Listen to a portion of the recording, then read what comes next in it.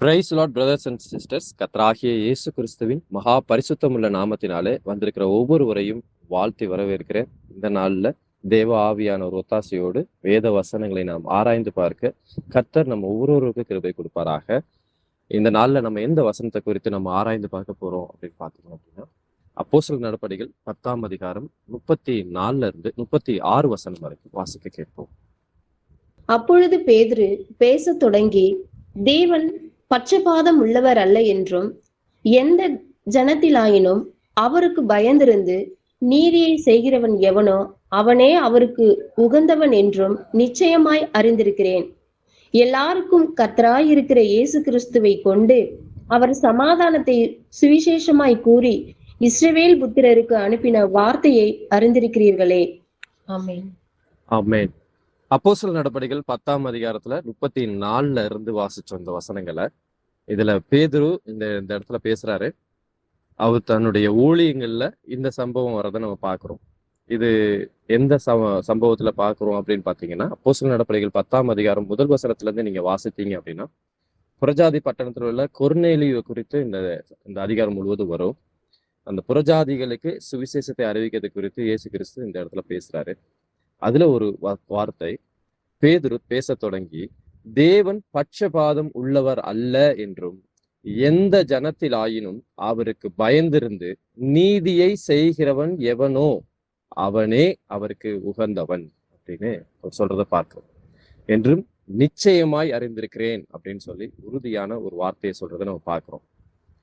இந்த வார்த்தையில எந்த ஜனத்திலாயினும் அப்படிங்கிறப்ப இது ஒரு யூதர்களுக்கு மாத்திரம் சொல்லப்படல, எல்லா ஜனத்திற்கும் தான் இந்த வார்த்தை சொல்லப்பட்டிருக்கு. புறஜாதிகளுக்கும் இஸ்ரேல் தேசத்துல உள்ள யூதர்களுக்கும் எல்லா மனுஷருக்கும். நீங்க பைபிள்ல நிறைய இடத்துல நம்ம வாசிக்கும் பொழுது தேவன் ஒரு சில இடத்துல நேரடியா பேசுறத பார்ப்போம். மனு குலத்தை நோக்கி பேசுற வார்த்தைகளையும் நம்ம பார்க்க முடியும். அப்படி நிறைய இடத்துல வசனங்களை கர்த்தர் நேரடியா பேசுற வார்த்தைகளும் இருக்கு. தன்னுடைய ஊழியக்காரர்கள் மூலமாகவும் நேரடியா பேசுகிற வார்த்தையும் உண்டு. இந்த நேரத்துல பேதுருவை கொண்டு தேவ ஆவியானவர் சொல்ற வார்த்தை, எந்த ஜனத்திலாயினும் அவருக்கு பயந்திருந்து நீதியை செய்கிறவன் எவனோ அப்படின்னு ஒரு கண்டிஷன் சொல்றாரு. யார் பயந்து, கர்த்தருக்கு பயந்து நீதியை செய்கிறவர்கள் மாத்திரமே அவனே கர்த்தருக்கு உகந்தவன் உகந்தவளாக இருக்கிறாங்க அப்படின்னு சொல்லி பைபிள் வசனம் சொல்றதை நம்ம பார்க்கிறோம். அது சொல்லி முடிச்சு அடுத்த வார்த்தை சொல்றாரு, எல்லாருக்கும் கர்த்தராயிருக்கிற இயேசு கிறிஸ்துவை கொண்டு அவர் சமாதானத்தை சுவிசேஷமாய் கூறி இஸ்ரவேல் புத்திரருக்கு அனுப்பின வார்த்தையை அறிந்திருக்கிறே. எல்லாருக்கும் கர்த்தராயிருக்கிற. ஏன் அந்த வார்த்தையை அந்த உச்சரிக்கிறாரு, அந்த இடத்துல கொடுக்குறாரு பாத்தீங்க அப்படின்னா, பேதுருவை பொறுத்தவரையில அது வரைக்கும், இந்த சம்பவம் நடக்கிற வரைக்கும், அதுக்கு முன்னாடி வரைக்கும் யூதர்களுக்கு மாத்திரம், எங்களுக்கு மாத்திரம்தான் அந்த தேவன் வந்தாரு, எங்களுக்காக தான் இந்த பூமிக்கு இறங்கி வந்தாரு அப்படின்னு சொல்லிட்டு புறஜாதிகளுக்கு யூதர்கள் முறைமையின்படி புறஜாதிகள் செய்யற எந்த இதுக்குமே கலவ மாட்டாங்க. அவங்க வீட்டுக்கு போக மாட்டாங்க, அவங்களோட பேச மாட்டாங்க, அவங்களோட எந்த ஒரு விஷயத்திலையும் அவங்க தலையிட மாட்டாங்க. அவங்க பட்டணத்துக்குள்ள கூட அவங்க உள்ள போகிறதுக்கு நிறைய காரணம், தடை இருக்கு அந்த இடத்துல. அப்படிப்பட்ட சூழல்ல கூட இந்த இடத்துல தேவன் பேதுருவுக்கு இறங்கி, நீ புறஜாதிகளுக்கும் எல்லா ஜனமும் என்னுடைய ஜனம், எல்லா பிள்ளைகளும் என்னுடைய பிள்ளை, மனுக்குலம் முழுவதும் என்னுடைய பிள்ளைங்கிறதுக்காக நீ சுவிசேஷத்தை நீ அங்கேயும் போய் சொல்லணும் அப்படிங்கிறத, நீயும் அவங்களுக்கும் நீ ஊழியம் செய்யணும் அப்படிங்கிறத வெளிப்படுத்த நான் பார்க்க முடியும். இது எந்த இடத்துல நடக்குது அப்படின்னு பாத்தீங்க அப்படின்னா, எங்க இத்தாலியா பட்டாளத்துல உள்ள செசரியாங்கிற ஊர்ல கொர்நேலியு இருக்கிறாரு. பேதுரு எங்க இருக்காருன்னு பாத்தீங்க அப்படின்னா, யோப்பா பட்டணத்துல இருக்கிறார். யோப்பா பட்டணத்துல உள்ள பேதுருவுக்கு தேவன் ஒரு ஞான திருஷ்டியை கொடுத்து அந்த இடத்துக்கு அனுப்புறாரு. அதே போல கொர்நேலியுக்கும் ஒரு தேவதூதன் மூலமாய் வெளிப்பட்டு பேதுருன்னு ஒருவர் இருக்கிறாரு, அவர் எந்த ஊர்ல இருக்கிறாரு, யார் வீட்டுல தங்கி இருக்கிறாரு, அந்த வீடு எந்த இடத்துல இருக்கு, அது கடல் ஓரத்துல இருக்கிறதா இருக்கு, வலை பின்றவங்க வீட்டுல அவர் தங்கி இருக்கிறாரு அப்படின்னு எல்லா அட்ரஸையும் கொடுத்து, அவர் எந்த இடத்துல இருக்குன்னு தெளிவா கொடுத்து, இந்த இடத்துல போய் இந்நாள் இருப்பாரு, அவரை கூட்டிட்டு அவர்கிட்ட அந்த வார்த்தையை கேளு அப்படின்னு சொல்றத நம்ம பார்க்க முடியும். அந்த இடத்துல அந்த அதிகாரத்தை வாசிக்கலாம். அதே அதிகாரத்துல 10ஆம் அதிகாரம் 2வது வசனத்தை வாசிக்கலாம். அப்போஸ்தலர் நடபடிகள். அவன் தேவ பக்தி உள்ளவனும் தன் வீட்டார் அனைவரோடும் தேவனுக்கு பயந்தவனுமாய் இருந்து ஜனங்களுக்கு மிகுந்த தர்மங்களை செய்து எப்பொழுதும் தேவனை நோக்கி ஜெபம் பண்ணி கொண்டிருந்தான். ஆமேன்.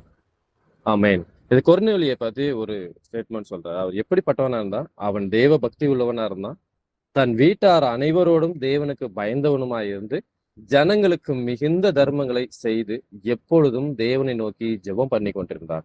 கொர்நேலியு அவன் மாத்திரம் தேவனை நோக்கி பார்க்கல, தன் வீட்டார் அனைவரோடும் கூட தேவனுக்கு பயந்தவனாய் இருந்தான்.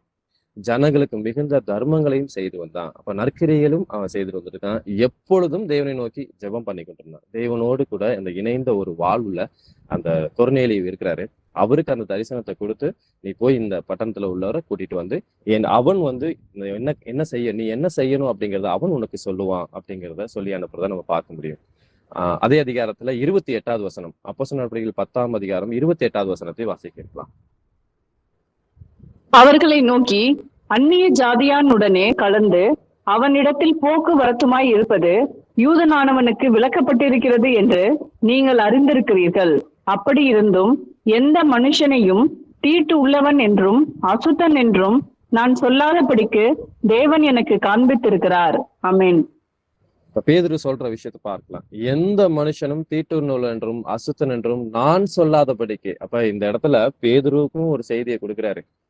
இது வரைக்கும் நான் அப்படிதான் சொல்லிட்டு இருந்தேன். எல்லா மனுஷனும் யூதர்களுக்கு மாத்திரம்தான் நாங்க பரிசுத்தமானவங்க, தேவனுக்கு பிரியமானவங்க அப்படின்னு நான் தேவனுடைய பிள்ளைங்க அப்படின்னு நினைச்சுக்கிட்டு இருந்தேன். ஆனா அந்த எண்ணத்தை எல்லாத்தையும் உடைச்சு போட்டு என்ன சொல்றாரு, எந்த மனுஷனும் தீட்டுள்ளவன் என்றும் அசுத்தன் என்றும் நான் சொல்லாதபடிக்கே தேவன் எனக்கு இந்த விஷயத்த காண்பித்திருக்கிறார். எப்படிப்பட்ட அந்த ஞான திருஷ்டி தரிசனத்தை பார்க்கிறார் அப்படின்னு பாத்தீங்கன்னா, வானத்திலிருந்து ஒரு 4 முனை கட்டப்பட்ட ஒரு துப்பட்டி கீழே இறங்கி வர்றதாகவும், அந்த துப்பட்டியில எல்லா மிருக ஜீவன்களும் ஊரு பிராணிகளும் எல்லா பிராணிகளும் அந்த அந்த துப்பட்டிக்கு உள்ள இருக்கிறது, அந்த கூடைக்குள்ள இருக்கிறதையும் அவர் பாக்குறாங்க. ஆனா யூதர்களுடைய முறைமைப்படி எது தீட்டுள்ளது, எது அவங்க சாப்பிடக்கூடிய தகுதியானது அப்படின்னு சொல்லிட்டு லேவியராம் புத்தகத்துல நீங்க போய் வாசிச்சு பாத்தீங்க அப்படின்னா அது தெளிவா கொடுத்துருப்பாங்க. அந்த காரியங்களை மாத்திரம்தான் அவங்க சாப்பிடுவாங்க. மீத விஷயத்த அந்த பட்டணத்துக்குள்ளேயே அலோவ் பண்ணாத எத்தனையோ மிருகங்களும் எத்தனையோ ஊரும் பிராணிகளும் கூட இருக்குது. அப்படிப்பட்ட யூதர்களை இருக்கிற பேதுருவை பார்த்து சொல்றாரு, நீ அடித்து புசி அப்படிங்கிற வார்த்தையை அவர் பசி உள்ளவன் என்று கண்டு நீ அடித்து புசி அப்படின்னு மேல இருந்து ஒரு சத்தம் வர்றதை கேட்கிறாரு. அந்த சத்தம் 2 தடவை 3 தடவை அந்த சத்தம் அவர் கேட்குது. அதுக்கப்புறம் அந்த துப்பட்டி மேலே எடுத்துக்கொள்ளப்பட்டது அப்படிங்கிறத அவர் பார்க்க முடியும். இதன் மூலமா அவர் என்ன கத்துக்கிறாரு, நீ இப்போ புறஜாதி பட்டணத்துல எல்லாரும் நீ அசுத்தன் என்றும் நீ தீட்டுள்ளன்னு நினைச்சிட்டு இருக்கல, அப்படி கிடையாது. நீ எல்லாருக்கும் என்னுடைய சுவிசேஷம் சொல்லணும்னு ஆவிக்குரிய அந்த சத்தியத்தையோ அவர் அந்த தரிசனத்தின் மூலமா ஆண்டவர் காட்டுறதை நம்ம பார்க்க முடியும். இப்ப நம்ம இந்த வார்த்தை எதுக்காக இந்த இடத்துல தேவன் சொல்றான்னு பாத்தீங்கன்னா, எந்த ஜனத்தில் ஆயினும் அவருக்கு பயந்திருந்து நீதியே செய்கிறவன் எவனும். அப்ப எந்த ஜனமா இருந்தாலும், புறஜாதி பட்டணத்துல உள்ளவங்களா இருந்தாலும் சரி, யூதர்களா இருந்தாலும் சரி, இப்ப நம்ம எல்லாருமே புறஜாதி பட்டணத்துல உள்ளவங்க தான். அப்ப எந்த ஜனத்தில் ஆயினும் அவருக்கு எது உகந்தவளா இருக்கணும் அப்படின்னா, அவருக்கு பயந்திருந்து நீதியை செய். இப்ப இந்த வார்த்தையை குறித்து நம்ம இந்த நாள்ல நம்ம தியானிக்க போகிறோம். வாசிக்கலாம். யோபு எழுதுற புத்தகம் 28ஆம் அதிகாரம் 28வது வசனம். மனுஷனை நோக்கி, இதோ ஆண்டவருக்கு பயப்படுவதே ஞானம், பொல்லாப்பை விட்டு விலகுவதே புத்தி என்றார் என்று சொன்னான். ஆமென். யோபு அவரு எவ்வளவு பாடுகள் மத்தியில போனார் அப்படிங்கிறது நமக்கு வாசிக்கும் போது தெரியும். அவருடைய நண்பர்கள்லாம் கூட அவங்க பரியாசம் பண்றதும், அவர்கள் நீதான் குற்றம் பண்ணிப்ப இப்படி எல்லாம் எல்லா இடத்துலயும் சொல்றப்ப கூட அவர் அந்த நேரத்துல கூட கர்த்தருடைய வார்த்தைக்கு செவி கொடுத்து அவர் என்ன சொல்றாரு, மனுஷனை நோக்கி இதோ ஆண்டவருக்கு பயப்படுவதே ஞானம், பொல்லாப்பை விட்டு விலகுவதே புத்தி என்றார் என்று சொன்னார். இப்படி ஆண்டவர் அந்த சூழ்நிலையும் யாருக்கு பயப்படணும் அப்படின்னா, ஆண்டவருக்கு மாத்திரமே நம்ம பயப்படணும். அதுதான் ஞானம் அப்படிங்கிறத நம்ம பாக்குறோம். நம்ம கர்த்தருக்கு பயப்படுதலே ஞானத்தின் ஆரம்பம் அப்படின்னு சொல்லி நீதிமொழி புத்தகத்துல நம்ம வாசிக்கிறோம். அப்ப அவருக்கு பயப்படுறதுதான் ஞானத்தோட முதல் படி, அதான் ஆரம்பம் அப்படிங்கிறத நம்ம வசனத்தின் மூலமா நம்ம அறிந்து கொள்ள முடியும். இந்த இடத்துல அவர் சொல்றாரு, பொல்லாப்பை விட்டு விலகுவதே புத்தி உள்ள காரியம், அதுதான் புத்தி அப்படின்னு சொல்றதை நம்ம பாக்குறோம். வாசிக்கலாம். மீகா புத்தகம் 6ஆம் அதிகாரம் 8வது வசனம். மனுஷனே, நன்மை இன்னதென்று அவர் உனக்கு அறிவித்திருக்கிறார்.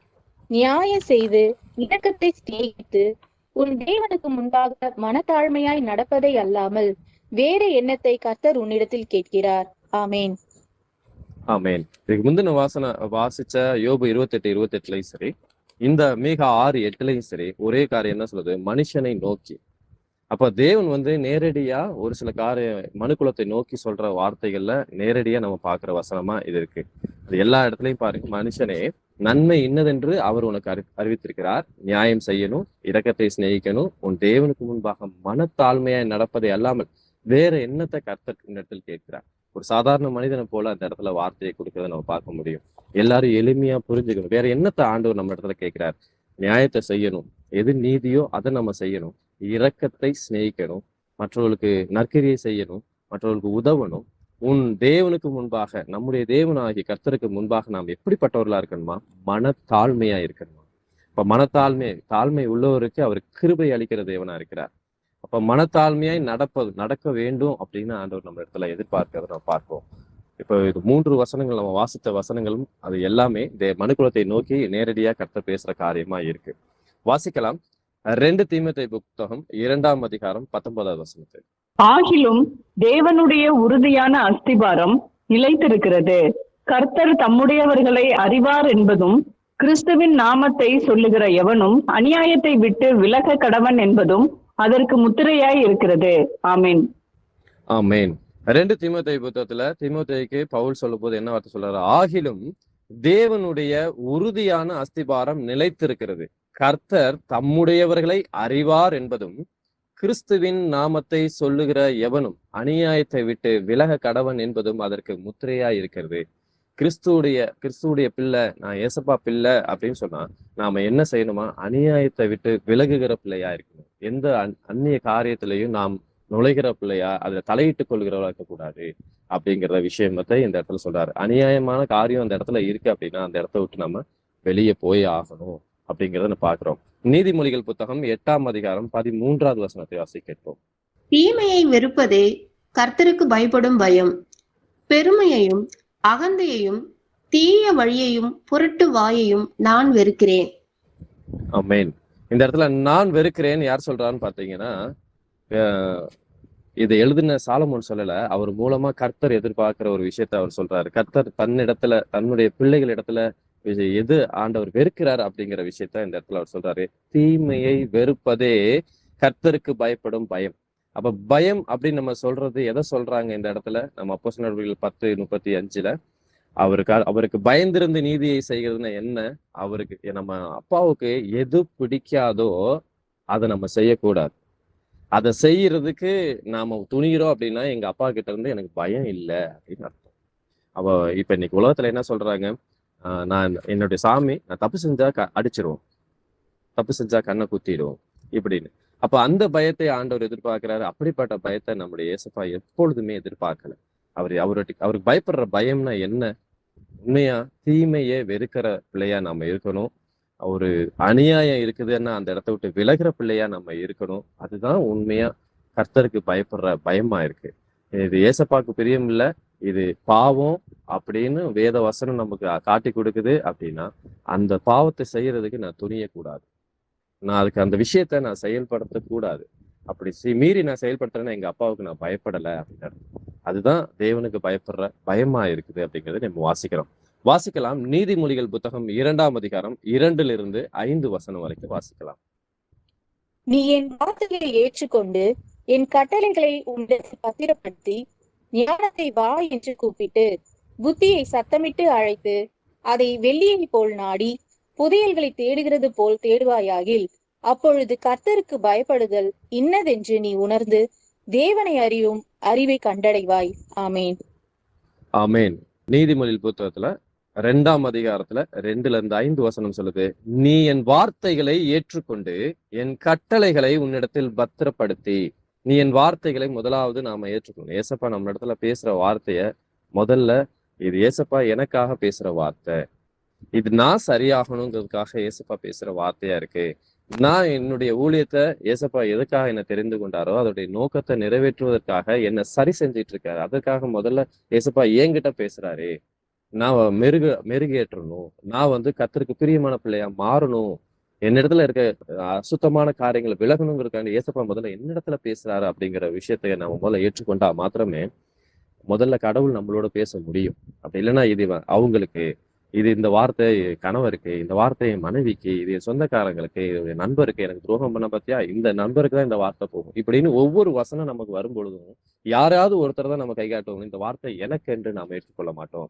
வசனம் சொல்லுது, நீ என் வார்த்தைகளை நீ ஏற்றுக்கொண்டு என் கட்டளைகளை உன்னிடத்தில் பத்திரப்படுத்தி, அவர் சொல்ற கட்டளைகள், கற்பனைகள் எல்லாவற்றையும் நாம் இருதயத்துல காத்து கொண்ட பிள்ளையாய், ஞானத்தை வா என்று கூப்பிட்டு, புத்தியை சத்தமிட்டு அழைத்து, அதை வெள்ளியை போல நாடி, அத்தனை இடத்துல அவரை தேடுகிற பிள்ளையாய், புதையல்களை தேடுகிறது போல தேடுவாயாக.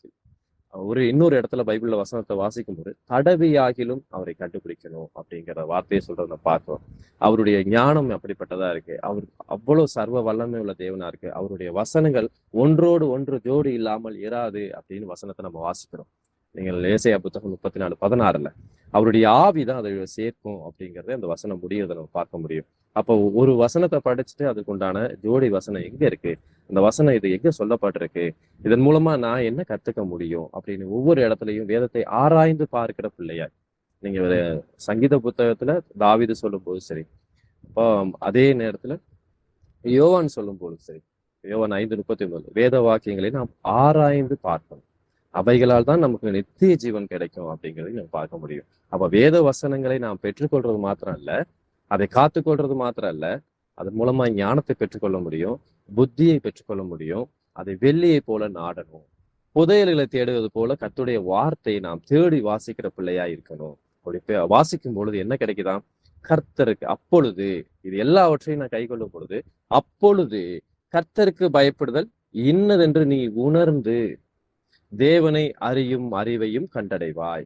அப்ப பயப்படுதல் அப்படிங்கிறது, கர்த்தருக்கு பயப்படுதல் இன்னதென்று நாம் உணரணும். இன்றைய நாள் ஆரம்ப ஜெபத்துல கூட அப்படியே என்ன வார்த்தையை ஆண்டவர் கொடுத்தாரு, வசனத்தை உணர்ந்து நாம் கேட்கும் போது அந்த பிசாசானவன் அதை எடுத்து போடாதபடிக்கு கர்த்தர் உதவி செய்வீராக அப்படின்னு நம்ம ஜெபிக்கிறத நம்ம பார்த்தோம். அப்ப கர்த்தர் நம்ம இடத்துல என்ன எதிர்பார்க்கிறார், வசனத்தை கேட்கிற மாத்திரமல்ல, அதுக்கேற்ற கிரியை செய்கிறவர்களாயும் இருக்கணும் அப்படின்னு சொல்றாரு. அப்ப கிரியை செய்கிற அளவுக்கு நாம் அந்த வார்த்தையை கேட்டுக்கொள்ளணும்னா முதல் வசனத்தை உணர்ந்து கேட்கும் போது மாத்திரமே அது என் வாழ்க்கையில கிரியை செய்கிறதா இருக்குது. அப்ப உணராதபடிக்கு நாம் வசனத்தை வெறும் செய்தியை கேட்கணுமே, செய்தியை நம்ம தொடர்ந்து நம்ம கேட்டுக்கிட்டு இருக்கோம், அதுக்காக நான் வசனத்தை கேட்கிறேன், அந்த மீனிங்ல ஆண்டவர் நம்ம இடத்துல வசனத்தை கேட்க சொல்லல. அதுவும் என்ன செய்யறோம், ஒரு அப்படியே தொடர்ந்து நம்ம செய்து கொண்டே இருக்கிறோம் அப்படின்னா அதுவும் ஒரு பாரம்பரியமான காரியம் போல போகும். பாரம்பரியத்தை கர்த்தருக்கு அருவருக்கிறார். நீங்க மத்தேயு புத்தகம் 23 பாரம்பரியத்தை பின்பற்றின பரிசேர் சதுசேர் எல்லாருக்கும் என்ன வார்த்தையை சொல்றாரு, நீ மாயக்காரர் அப்படின்னு சொல்றாரு, நீங்க ஏமாத்துக்காரர்னு அர்த்தம். அப்ப நம்ம வசனத்தை வெறுமன தொடர்ச்சியா கேட்கிறவரா இல்ல, அந்த வசனத்தை கேட்டு இந்த நாள் நான் எந்த அளவுக்கு நான் பரிசுத்தமாயிருக்கேன், இந்த நாள் எப்படி கர்த்தருடைய நீதியை நான் செஞ்சிருக்கேன், அடுத்த ஆண்டவர் என்னிடத்துல என்ன பேச விரும்புறாரு, நான் என்ன மாறுறேன், என்னுடைய குணம் எந்த அளவுக்கு மாறி இருக்கு, என்னுடைய ஊழியங்கள் எந்த அளவுக்கு வளர்ந்திருக்கு, என்னுடைய வசனங்கள் நான் தெரிந்து கொண்ட விஷயங்கள் எந்த அளவுக்கு நான் வளர்ந்திருக்கு அப்படின்னு ஒவ்வொரு விஷயத்தையும் நாம் ஆராய்ந்து பார்க்கும் பொழுது தேவனை அறியும் அறிவை அந்த பொழுதுதான் நம்ம கண்டடைய முடியும். கர்த்தரோடு அந்த இணைந்த வாழ்க்கை, அந்த கர்த்தரோடு ஒரு உறவு, அந்த இடத்துல நம்ம நெருங்கி போகிற காரியத்தை நாம் கண்கூடா நாமளே நம்ம பார்க்க முடியும்.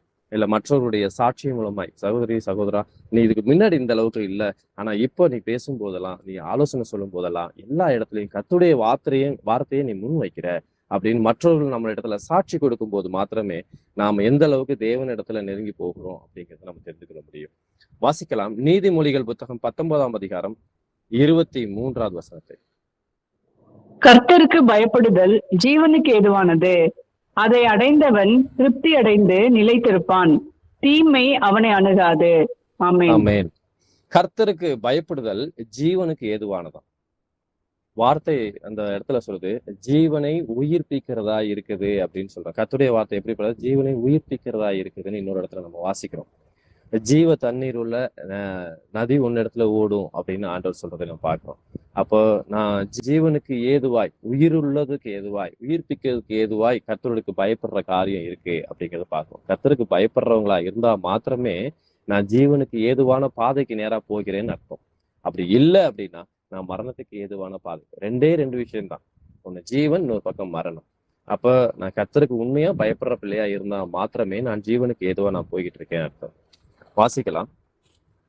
இதே போல சம்பவம் பழைய ஏற்பாட்டுல யோசேப்புக்கு வர்றதை நம்ம பார்க்கிறோம். அவருக்கு அநேக அந்த வாய்ப்புகள், அதாவது பாவம் செய்வதற்கு உண்டான வாய்ப்புகள் கிடைத்தும் அந்த பாவம் செய்கிற அந்த காரியத்தை அவர் சூஸ் பண்ணல. எதை சூஸ் பண்றான்னு பார்க்கலாம். ஆதியாகமம் புத்தகம் 39ஆம் அதிகாரம் 8-9 வசனத்தை வாசி கேட்கலாம். அவனோ தன் எஜமானுடைய மனைவியின் சொல்லுக்கு இணங்காமல் அவளை நோக்கி, இதோ வீட்டிலே என்னிடத்தில் இருக்கிறவைகளில் யாதொன்றை குறித்தும் என் ஆண்டவன் விசாரியாமல் தமக்கு உண்டான எல்லாவற்றையும் என் கையில் ஒப்பித்திருக்கிறார். இந்த வீட்டிலே என்னிலும் பெரியவன் இல்லை. நீ அவருடைய மனைவியா இருக்கிறபடியால் உன்னை தவிர வேறொன்றையும் அவர் எனக்கு விலக்கி வைக்கவில்லை. இப்படி இருக்க நான் இத்தனை பெரிய பொல்லாங்குக்கு உடன்பட்டு தேவனுக்கு விரோதமாய் பாவம் செய்வது எப்படி என்றான். ஆமென்.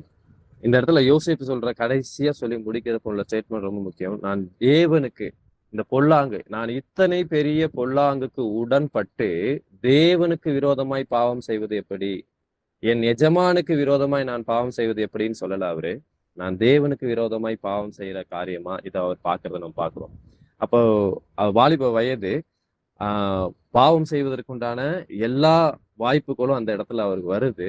அந்த வாய்ப்பை அவர் தேர்ந்தெடுக்காம தேவனுக்கு விரோதமா நான் பாவம் செய்யக்கூடாது, நான் இவ்வளோ எனக்கு ஃப்ரீ வில் இந்த வீட்டுல கொடுத்துருந்தோம், இவ்வளவு எல்லாவற்றையும் என் இடத்துல ஆண்டவர் நான் நம்பி எனக்கு கொடுத்துருக்கிறாரு, நீ அவருக்கு மனைவியா இருக்கிறீங்க, நான் இந்த பாவத்தை செய்யக்கூடாதுன்னு சொல்லல. என்னுடைய எஜமானுக்கு விரோதமா இந்த பாவத்தை செய்யன்னு சொல்லல. தேவனுக்கு விரோதமா நான் பாவம் செய்வது எப்படி அப்படின்னு கேள்வி கேட்கறத பார்க்கிறோம். இது கர்த்தருக்கு பயப்படுற பயத்தோட ஒரு காரியம். அவருக்கு தேவனுக்கு பயந்து இது பாவம், இது விபச்சாரம், இது வேசித்தனம் அறிந்து இது தேவனுக்கு பிரியம் இல்லாதது, இதுக்கு என்னுடைய தேவனுக்கு அது பாவம் இந்த செஞ்சோம்லாம் அப்படின்னு அந்த காரியத்தை அவர் என்ன செய்யறாரு, அதுல இருந்து விலகி ஓடுறத நம்ம பார்க்கிறோம். அடுத்தடுத்த வசனங்கள்ல பார்க்கும் பொழுது அந்த காரியத்துல இருந்து விலகி ஓடுறாரு.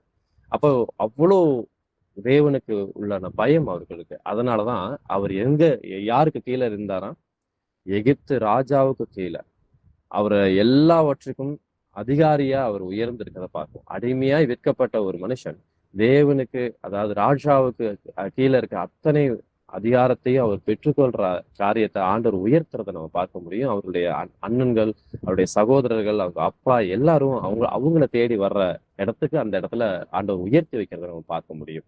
இப்ப தேவனை பயந்து நடக்கிற எல்லா பிள்ளைகளும் கர்த்தர் உயர்த்த வல்லவராயிருக்கிறார். வாசிக்கலாம் 1 கொரிந்தியர் புத்தகம் 7ஆம் அதிகாரம் 22வது வசனத்தை. கர்த்தருடைய அடிமையானவன் கர்த்தருடைய சுயாதனனாய் இருக்கிறான். அப்படியே அழைக்கப்பட்ட சுயாதீனன் கிறிஸ்துவனுடைய அடிமையாய் இருக்கிறான். ஆமீன். ஆமீன். கர்த்தருக்குள் அழைக்கப்பட்ட அடிமையானவன் கர்த்தருடைய சுயாதீனனா இருக்கிறான். கர்த்தருடைய சுயாதீனன்னா கர்த்தருக்குள்ள விடுதலையாக்கப்பட்டவன். ஆனா யாருக்கு அடிமையா இருக்கிறான்னா, கர்த்தருக்குள்ள அழைக்கப்பட்ட அடிமையானவன், கர்த்தருடைய ஊழியத்தை செய்கிற அடிமையானவன், கர்த்தருடைய பிள்ளையானவன், கர்த்தருடைய வார்த்தைக்கு கீழ்ப்படுகிற பிள்ளையானவன் கர்த்தருடைய சுயாதீனனா இருக்கிறானா. ஏசப்பாவுடைய பிள்ளை விடுதலையான பிள்ளையாதான் இருப்பாங்க. எந்த விஷயத்துக்கும் அடிமைப்பட்டவர்களா இருக்க மாட்டாங்க. அது ஒரு மனுஷருக்கா இருக்கலாம், குடும்பத்திற்கா இருக்கலாம், வேலைக்கா இருக்கலாம், மொபைல் போனுக்கா இருக்கலாம், எந்த விஷயத்துக்கும் வாட்டெவர் எந்த காரியத்திலையும் நாம் அடிமைப்பட்டவர்களா இருக்க மாட்டோம். நாம் யாருக்கு மாத்திரமே அடிமையா இருப்போமா? கர்த்தருக்கு மாத்திரமே அடிமையா இருப்போம் இந்த வசனம் சொல்லுது. அப்படி அடிமையா இருக்கிற மனுஷன் கர்த்தருக்குள் விடுதலையாக்கப்பட்டவனா இருக்கிறான் அப்படின்னு இந்த வார்த்தை சொல்லுது. அப்படியே அழைக்கப்பட்ட சுயாதீனன், விடுதலையானவன் கிறிஸ்துவனுடைய அடிமையா இருக்கிறான்னு அந்த வார்த்தை முடியுது. அப்ப ஏசப்பாவுக்கு அடிமையா இருக்கிற பிள்ளைங்க வேற எந்த விஷயத்துக்கும் அடிமையா இருக்க மாட்டான் அப்படின்னு இந்த வசனம் நமக்கு சொல்லி கொடுத்ததை பார்க்கிறோம். வாசிக்கலாம் ரோமர் கழுத நிருபம் 6ஆம் அதிகாரம் 22வது வசனம். இப்பொழுது நீங்கள் பாவத்தினின்று விடுதலையாக்கப்பட்டு தேவனுக்கு அடிமைகள் ஆனதினால் பரிசுத்தமாக்குதல் உங்களுக்கு கிடைக்கும் பலன் முடிவோ நித்திய ஜீவன். ஆமேன். ஆமேன். என்னுடைய அப்பாவுக்கு பாவம்னா அருவருக்கிற காரியமா இருக்கு. விக்கிரக ஆராதனை செய்யும் பொழுதும் சரி, இஸ்ரேல் ஜனங்களை நோக்கி அவர் சிலதை அருவருக்கிறாரு, அசுத்தம்ன்றாரு, அநேக காரியங்கிறாரு. பாவத்தை காணாத சுத்த கண்ணுன்னு பைபிள் வசனம் சொல்லுது. அப்படிப்பட்ட தேவன் நம்முடைய அப்பா. நீங்கள் பாவத்தின்று நம்ம ஒவ்வொருவரும் விடுதலையாக்கப்பட்டிருக்கிறோம். கர்த்தராகிய இயேசு கிறிஸ்துவின் நாமத்தினால ஞானசானத்தை பெற்று அவருடைய ஆவியினால கழுவப்பட்டிருக்கிறோம். அப்படிப்பட்ட பிள்ளைங்க யாருக்கு அடிமையா இருக்கணுமா? தேவனுக்கு அடிமைகள் ஆனதினால், நாம் தேவனுக்கு அடிமைகளா இருந்தோம் அப்படின்னா பரிசுத்தமாக்குதல் உங்களுக்கு கிடைக்கும் பலன். இதை நம்ம சரியா இந்த ரெண்டு காரியத்திலும் பாவத்திலிருந்து விடுதலையாக்கப்பட்டது கரெக்டா விடுதலை ஆயிருக்கிறோமா அப்படிங்கறத நாமே நிதானித்து அறிந்து பார்க்கணும். அதே நேரத்துல தேவனுக்கு அடிமையா இருக்கிறோமா இல்ல மனுஷருக்கு அடிமையா இருக்கிறோமா, இல்ல தேவனுக்கு அடிமையா இருக்கிறோமா மற்ற காரியங்களுக்கு அடிமையா இருக்கிறோமா, உலகத்துக்கு அடிமையா இருக்கிறோமா அப்படிங்கிறத நம்மை ஆராய்ந்து பார்த்து இது ரெண்டு காரியத்தையும் நம்ம சரியா படி செய்திரும் அப்படின்னா பரிசுத்தமாக்குதல் உங்களுக்கு கிடைக்கும் பலன், முடிவோ நித்திய ஜீவன். அப்ப நம்ம எல்லாரும் எந்த நோக்கத்துக்காக இந்த கிறிஸ்தவ வாழ்க்கைக்கு நேரம் நம்ம கடந்து போயிட்டு இருக்கோம்? ஏசப்பா வரப்போறாரு, அவர் நமக்கு நித்திய வாழ்வு கொடுக்க போறாரு, அவருடைய பிள்ளையா நம்ம மாற போறோம், நம்ம எடுத்துக்கொள்ளப்பட போறோம் அப்படிங்கிற விசுவாசத்துலதான் நம்ம என்ன செய்யறோம்? ஒவ்வொரு நாளும் வேதத்தை எடுத்து ஆராய்ந்து பார்க்கிறோம். ஞாயிற்றுக்கிழமை வசனத்தை நம்ம ஆராய்ந்து பார்க்கிறோம். வீட்டுல குடும்பத்துல ஒவ்வொருத்தரும் குடும்ப ஜெபத்திலையும் சரி, வேதத்தை ஆராய்ந்து பார்க்கறக்காரு, பைபிள் ஸ்டடி பண்றதுலயும் சரி, எல்லா விஷயத்திலயுமே நாம எதற்காக இந்த காரியங்களை செய்யறோம்? முடிவை நோக்கி. அந்த முடிவு எப்படிப்பட்டதா இருக்குது? நித்திய ஜீவனை நோக்கி போயிட்டு இருக்கோம். அந்த நித்திய ஜீவனை பெற்றுக்கொள்றதுக்கு ரெண்டு காரியம் வேணும். பாவத்தினின்று விடுதலையாக்கப்பட்டிருக்கணும், தேவனுக்கு அடிமையா இருக்கணும். இது ரெண்டையும் செய்யும் பொழுது பரிசுத்தமாக்குதல் நம்ம ஒவ்வொருக்கும் கிடைக்கிற பலனா இருக்கு. அதுதான் முடிவு. அப்படி பரிசுத்தமாக்கி கொண்டே நம்ம போய்கிட்டு இருக்கும் பொழுது ஆண்டவர் வர்ற வரைக்கும் முடிவோ நித்திய ஜீவனுக்குள்ள நம்ம பிரவேசிக்கிறத நம்ம பார்க்கிறோம். பழைய ஏற்பாட்டுல மோசையோட பேசும்போது, ஜனங்கள் பேசும்போது என்ன வார்த்தை சொல்றாங்கன்னு நம்ம பார்க்கலாம். உபாகம் புத்தகம் 5ஆம் அதிகாரம் 28, 29 வசனத்தை வாசிக்கிறோம். நீங்கள் என்னோட பேசுகையில் கர்த்தர் உங்கள் வார்த்தைகளை கேட்டு, கர்த்தர் என்னை நோக்கி, இந்த ஜனங்கள் உன்னோடே சொன்ன வார்த்தைகளை கேட்டேன், அவர்கள் சொன்னது எல்லாம் நன்றாய் சொன்னார்கள், அவர்களும் அவர்கள் பிள்ளைகளும் என்றென்றைக்கும் நன்றாய் இருக்கும்படி அவர்கள் என்னாலும் எனக்கு பயந்து என் கற்பனைகளை எல்லாம் கைக்கொள்வதற்கேற்ற இருதயம் அவர்களுக்கு இருந்தால் நலமாயிருக்கும். ஆமென். ஆமென். இந்த இடத்துல கடைசியா முடிக்கும் போது என்ன வார்த்தை சொல்ல பாரு, என் கற்பனைகளை எல்லாம் கைகொள்வதற்கு ஏற்ற இருதயம் அவர்களுக்கு இருந்தால் நலமாயிருக்கும். அப்ப ஆண்டவர் எதிர்பார்க்கிற விஷயம் என்ன? அவருடைய கற்பனைகளையும் கட்டளையும் அவங்க கீழ்ப்படிந்து எனக்கு பயந்து நடந்தா, அவர்கள் இருதயத்துல என்ன நேசிச்சா, அதைத்தான் நான் விரும்புறேன், அதுதான் நலமா இருக்கும் அப்படிங்கிறத நம்ம பாக்குறோம். நீங்கள் என்னோட பேசுகையில் கர்த்தர் உங்கள் வார்த்தைகளை கேட்டு, கர்த்தர் என்னை நோக்கி. இப்ப ரெண்டு பேர் பேசிட்டு இருக்காங்க. இஸ்ரேல் ஜனங்களும் மோசேயும் பேசிக்கிட்டு இருக்கிற விஷயத்த கர்த்தர் கேட்கிறாரு கவனித்து. அவங்க பேசிட்டு இருக்கிற விஷயத்த கவனிச்சு கேட்டு, இந்த ஜனங்கள் உன்னோட சொன்ன வார்த்தைகளை கேட்டேன். அப்ப மனுக்குலத்துல எங்க 2 பேர் 3 பேர் என் நாமத்தின் நிமித்தம் இருக்கிறீங்களோ அவர்கள் மத்தியில நான் இருக்கிறேன்னு சொல்றாரு. நீங்க மல்கியா புத்தகம் 3:16 வசனத்துல கர்த்தருடைய பிள்ளைகள் ஒருவரோடு பேசிக் கொள்வார்கள், கர்த்தர் கவனித்து கேட்பார்னு வசனம் இருக்கு. அப்ப கர்த்தருடைய பிள்ளைங்க எந்த இடத்துல பேசிட்டு இருந்தாலும் அந்த இடத்துல நமக்கு ஒரு பயம் வரணும். கர்த்தருடைய வார்த்தையை பேசுற இடத்துல கர்த்தர் கவனித்து கேட்டுக்கொண்டிருக்கிறார் அப்படின்னு. இந்த இடத்துலயும் இஸ்ரேல் ஜனங்களும் மோசே தான் பேசிட்டு இருக்காங்க. ஆனா யார் கேட்டுட்டு இருக்கா அப்படின்னு பார்த்தா, இந்த ஜனங்கள் உன்னோட சொன்ன வார்த்தைகளை நான் கேட்டேன் அப்படின்னு ஆண்டவர் சொல்றார். அவர்கள் சொன்னது எல்லாம் நன்றாய் சொன்னார்கள். அப்ப என்ன பேசுனாங்க, எப்படி பேசுனாங்க, என்ன நோக்கத்தோட பேசுனாங்க, எல்லாவற்றையும் கவனிக்கிறாரு.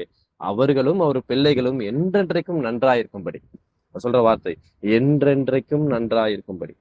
அப்ப எந்த சூழ்நிலையும் எந்த காலகட்டத்திலையும் என்ன அவர் எதிர்பார்க்கிறது? அவர்கள் என்னாலும் எனக்கு பயந்து, எல்லா சூழ்நிலையிலும் எல்லா நாட்களிலும் ஆண்டவர் வருகிற வரைக்கும் என்னாலும் எனக்கு பயந்து என் கற்பனைகளை எல்லாம் கைகொள்வதற்கு ஏற்ற இருதயம் அவர்களுக்கு இருந்தா நலமாயிருக்கும். என் கற்பனைகள் எல்லாம் அவங்க கைகொள்வதற்காக ஏற்ற இருதயம். இந்த வார்த்தை ரொம்ப முக்கியம். கைகொள்வதற்கு ஏற்ற இருதயம். அப்ப அது வாழ்க்கையில செயல்படுவதற்கு ஏற்ற இருதயம் அவர்களிடத்துல இருக்கணும்னு ஆண்டவர் எதிர்பார்க்கிறார். இன்றைய நாள்ல கூட நம்ம இடத்துல ஆண்டவர் எதிர்பார்க்கிற விஷயம் அதுதான்.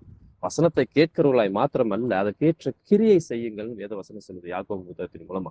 அப்ப வசனத்தை கேட்டு அதை கைகொள்வதற்கு ஏற்ற இருதயம் இருந்தா ஆண்டவர் ரொம்ப விரும்புறாரு. ஏசப்பா நம்மளுக்கு அதை நேசிக்கிறாரு. அப்படிப்பட்ட பிள்ளைங்களை நேசிக்கிறாரு. அவர் அதை தான் விரும்புறாரு. அதுதான் நல்லா இருக்கும் அப்படிங்கிறாரு. வாசிக்கலாம் இன்னொரு வசனத்தை கூட. உபாகம் புத்தகம் 31ஆம் அதிகாரம் 12, 13 வசனத்தை வாசிக்கலாம். புருஷர்களும் ஸ்திரீகளும் பிள்ளைகளும் உன் வாசல்களில் இருக்கும் அந்நியர்களும் கேட்டு கற்றுக்கொண்டு உன் தேவனாகிய கர்த்தருக்கு பயந்து இந்த நியாய பிரமாண வார்த்தைகளின்படியெல்லாம் செய்ய கவனமாய் இருக்கும்படிக்கும் அதை அறியாத அவர்கள் பிள்ளைகளும் கேட்டு நீங்கள் யோர்தானை கடந்து சுதந்திரிக்க போகிற தேசத்தில் உயிரோடு இருக்கும் நாளெல்லாம் உங்கள் தேவனாகிய கர்த்தருக்கு பயப்பட கற்றுக்கொள்ளும்படிக்கும் ஜனத்தை கூட்டி அதை வாசிக்க வேண்டும் என்றான். ஆமேன். ஆமேன். இது விடுதலையின் வருஷத்துல, அதாவது ஒவ்வொரு 7 வருஷத்துக்கு ஒரு தடவையும் ஜனங்களை கூட்டி நியாயப்பிரமாண புஸ்தகம் முழுவதையும் வாசிக்க சொல்லி ஆண்டவர் கொடுக்குற கட்டளையை நம்ம இந்த இடத்துல பார்க்க முடியும். எல்லாருமே அந்த இடத்துல நிக்கணும்ப்பா. புருஷர்கள், ஸ்திரீகள், பிள்ளைகள் எல்லாமே அந்த வார்த்தையை கேட்கணும்.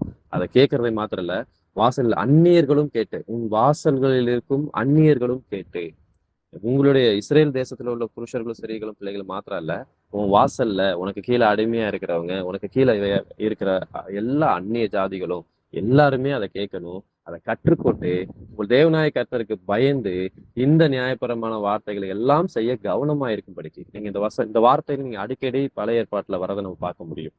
இந்த வார்த்தையில நீங்க கேட்டு அதை கவனமா இருங்க. இந்த வார்த்தையை கற்றுக்கொள்ளும்படி ஜனத்தை வாசிக்கணும்.